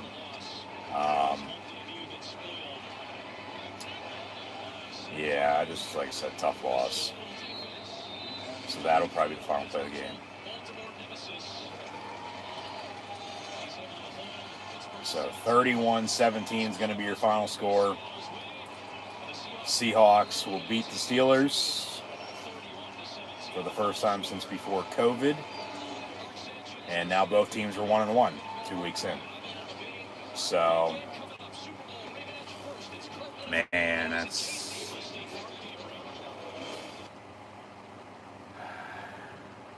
that's tough. But, you know, what can you do? Shit happens.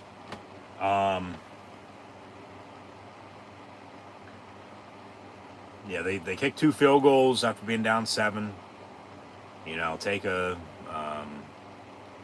12-7, make it 14-7 lead at halftime, and then they scored 3 points the whole entire second half.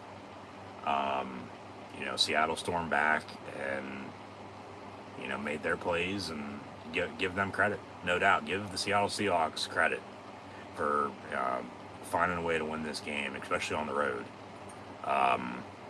against a damn good Steeler team. Obviously,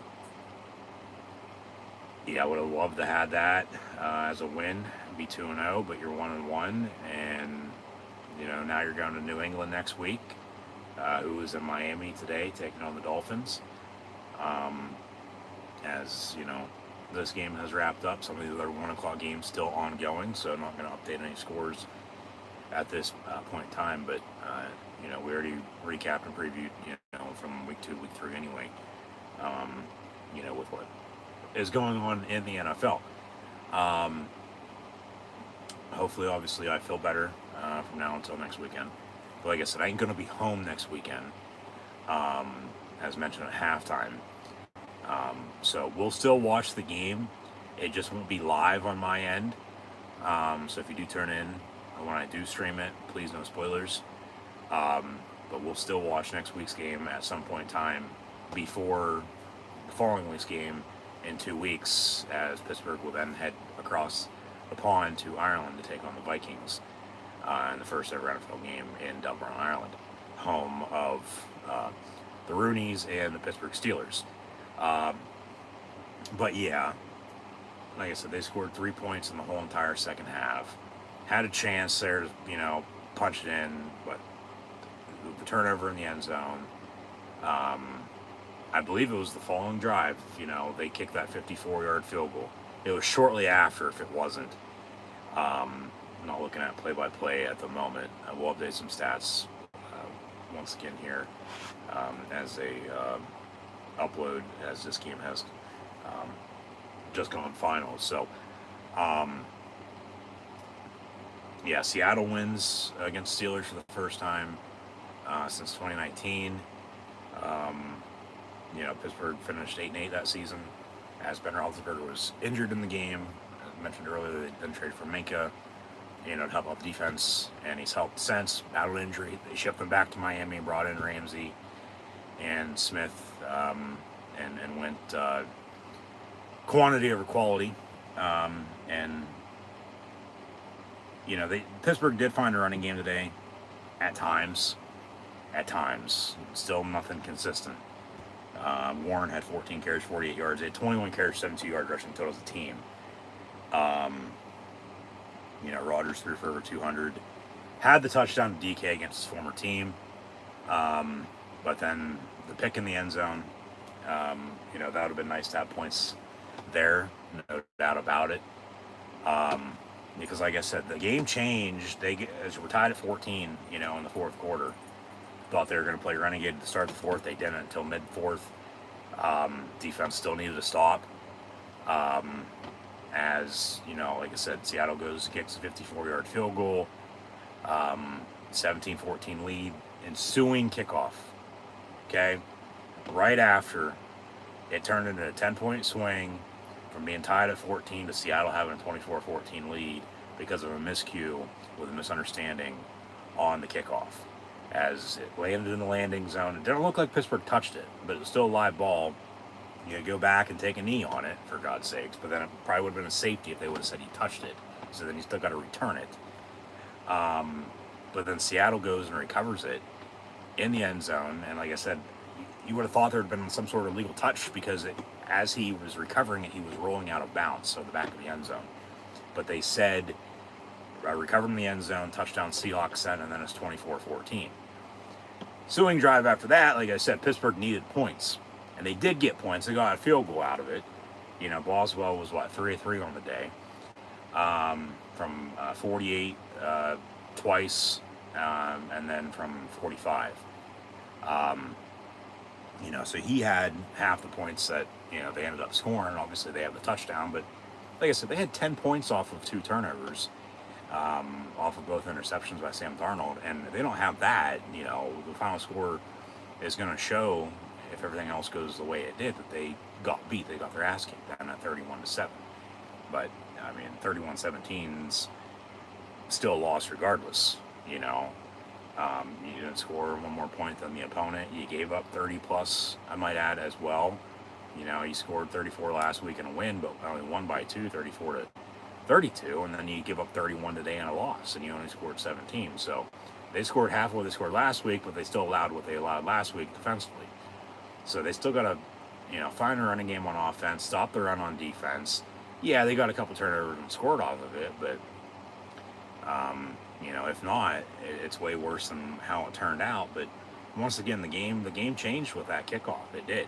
The momentum completely flipped, completely switched hands. You know, Pittsburgh was hopefully going to go tie the game up at 17, let alone, you know, retake a lead at 21-17. That didn't happen. Seattle scored on that kickoff because of the miscue and the misunderstanding once more. And then you're down 10. Like I said, they needed to go score points on that following drive. You would have loved to have had a touchdown because if you get a stop on defense, you don't need a field goal then to tie at 24, you know, compared to kicking the field goal, which you still take your points because you're still down 2 scores then if you don't. And then you're down 7 as they were 24-17.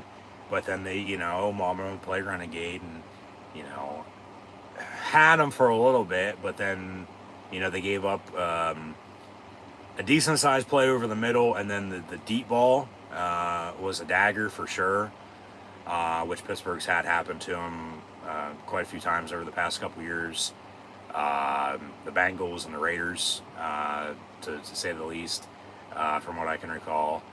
And both home games, I might add as well, even throwing the Patriots there and, you know, a few other teams, they do get beat by that and have got beat by that deep ball, you know, late in the game, you know, with, you know, stopping the run, rightfully so, but they couldn't then after that, you know, deep ball. And Seattle was seemingly content with kicking the field goal, you know, to go up 10 again, 27-17, but then Pittsburgh would still be down 2 scores with whatever time was left of that, right? Not much. And then you have, you know, just a simple toss on 3rd down, 3rd and goal from like the fucking 20 because they got a couple of defensive, you know, stops and, you know, backed them up and whatnot. But then they just run a simple toss and they couldn't tackle. They couldn't stop the run. And Kenneth Walker walks in and touchdown Seahawks, and they go up 31-17, and, you know, yeah, Pittsburgh got the ball back, once, if not twice, you know, afterwards, and, you know, obviously Rodgers throws another pick, and then they bring in Rudolph, and it was nothing anyway, and, you know, ball game. So, yeah, 31-17 is your final score. Tough loss for sure, no doubt about it, but we'll get over it.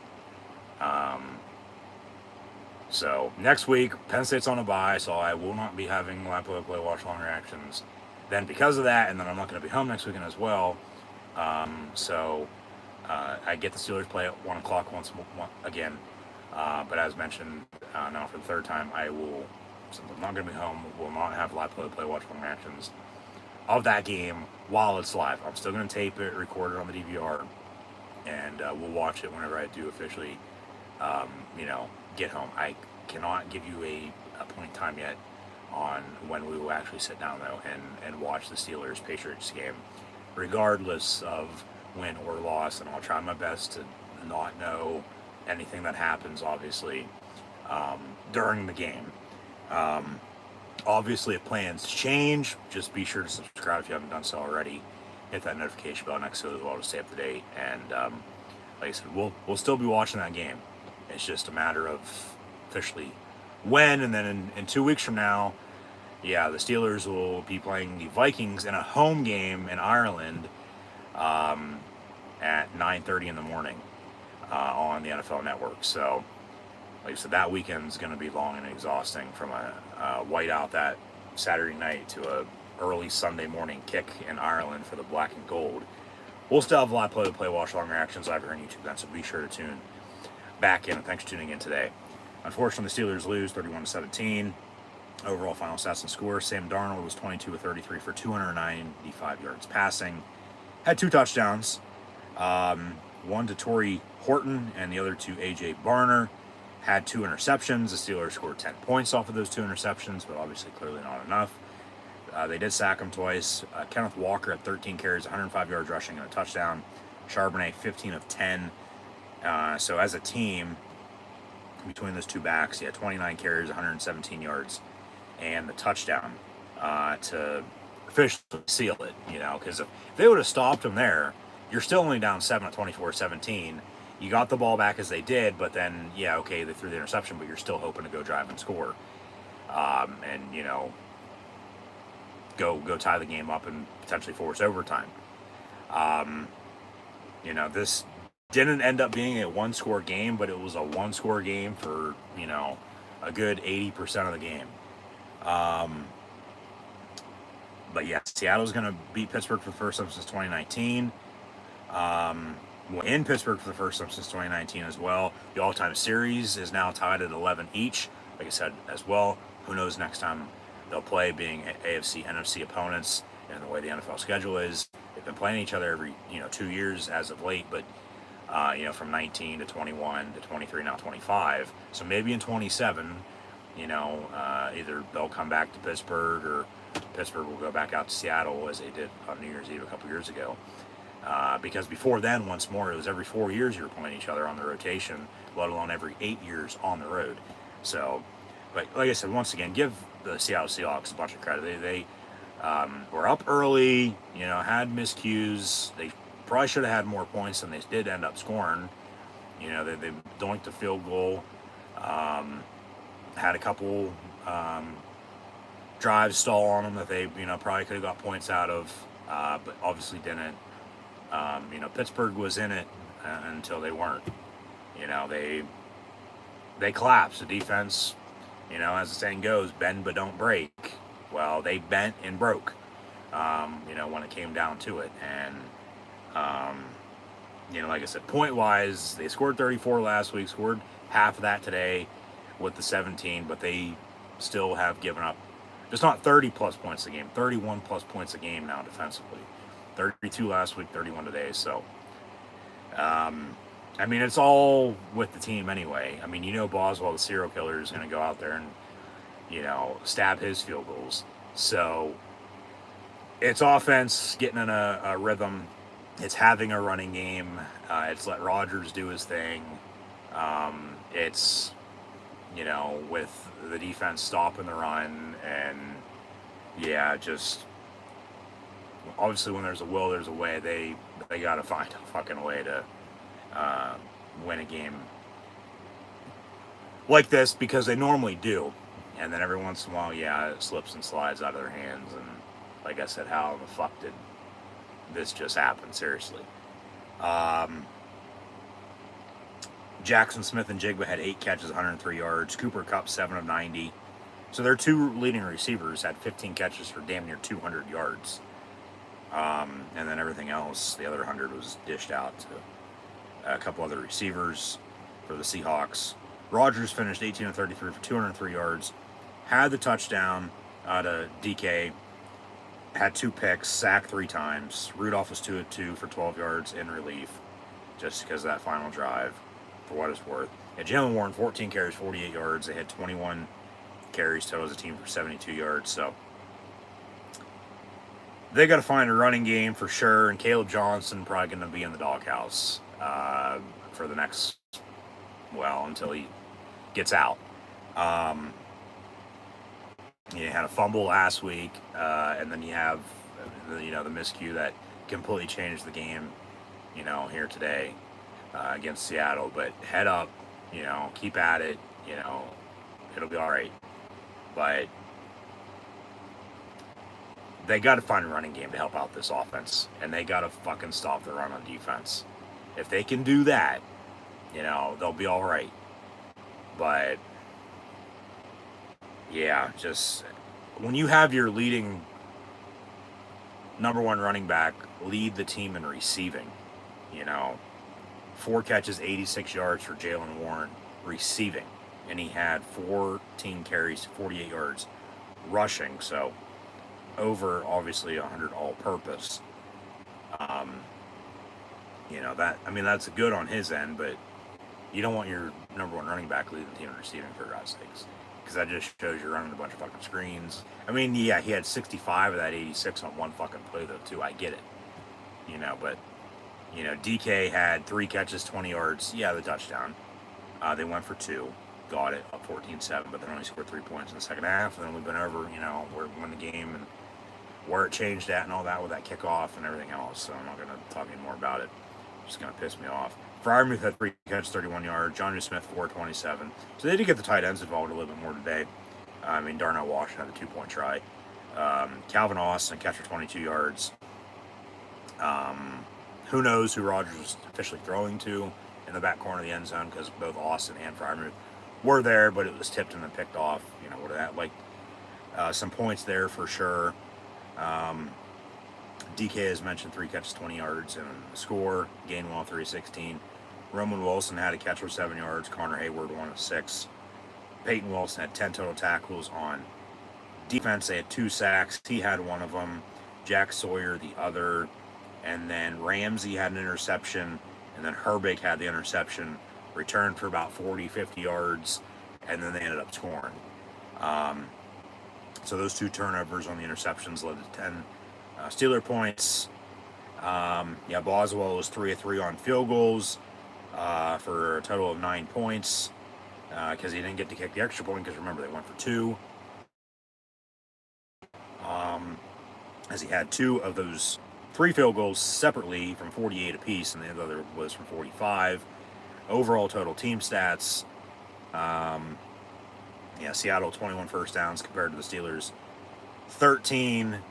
Neither team on third down. 6 of 14 and 5 of 15, 1 and 2 apiece on fourth down. So say what you want about that. Seattle ran 5 more total plays, had 130 more total yards than the Steelers did at 395 to 267 on 12 total drives apiece. They had more yards per play, obviously, because of that, with 278 passing and 117 rushing, compared to the Steelers 195 passing and 72 rushing for 395 and 267 total, once again, as mentioned. 4 total penalties. 4 total penalties for 25 total yards, 2 against each. And then 4 total turnovers, 2 interceptions by both Darnold and Rodgers. But then, points off of and all that, it really doesn't fucking matter at this rate. And possession with clock management, time possession, Seattle won that 31-17 and 28-43. So, and obviously they win the game at the end of the day as well. 31-17 is your final score. So, really not much else to be said. We'll see where they go from here, obviously. They're at New England next week, so I'll take one from Belichick and the current Tar Heel head coach himself, and saying the Pittsburgh Steelers are on to New England. They're on to the New England Patriots from Gillette Stadium and Foxborough next Sunday at 1. But once again, as mentioned, I will not be home, so I will not be having live play-by-play, watch-along reactions live on YouTube. Then, while it is live, but we will watch afterwards when I get home. So, don't know at this point in time, once again, when that'll be, but just be sure to tune in and subscribe in the meantime so you do know officially when to tune in when we watch that game. But no spoilers when it does happen. But yeah, then they'll go to Ireland to take on the Vikings. They obviously lost to Minnesota and London back in 2013. Played them a couple years ago on a Thursday night on the road. Somehow fucking lost that game. But, obviously that's a Super Bowl, rematch as well in a few weeks' time across the pond once again. And then they get a bye week before they come home to take on the Browns. So, yeah, they went on the road, came home, go on the road, and then they get a home game, but it's not at home. That's why it's in Ireland this year, because they have 9 home games. And it's against Minnesota Vikings, and then once again, bye week, and then they'll play the Browns. And they go to the Bengals on a short week on a Thursday night. So that's what the schedule looks like over the next month. As I said, at 1-1 now, 2 weeks in. But it's still one game at a time. Just take care of business, try to sort itself out. Unfortunately, they didn't. They couldn't. And I'll leave it at that. The Seahawks beat the Steelers once again. Your final score, 31-17. So here we go, Steelers. Here we go. But yeah, they're not 2-0. They're 1-1. Sky ain't falling just yet, but they have a lot to work on, obviously. And it starts up front. The offensive line and the run game and protection, and the defensive line will stop in the run, and just not giving up as many points as they have, and hoping to score some more points for themselves. So yeah, what else can you do? What else can I say at this point in time other than that? So I'll leave it at that. And yeah, once again, thanks for tuning in and watching. But that'll do it for myself, your host, Encyclopedia Sports, Quinn Luke 96, live here on YouTube for my NFL Pittsburgh Steelers live watch-along reactions, live here on YouTube today, as once again the Seahawks defeat the Steelers by your final score of 31-17.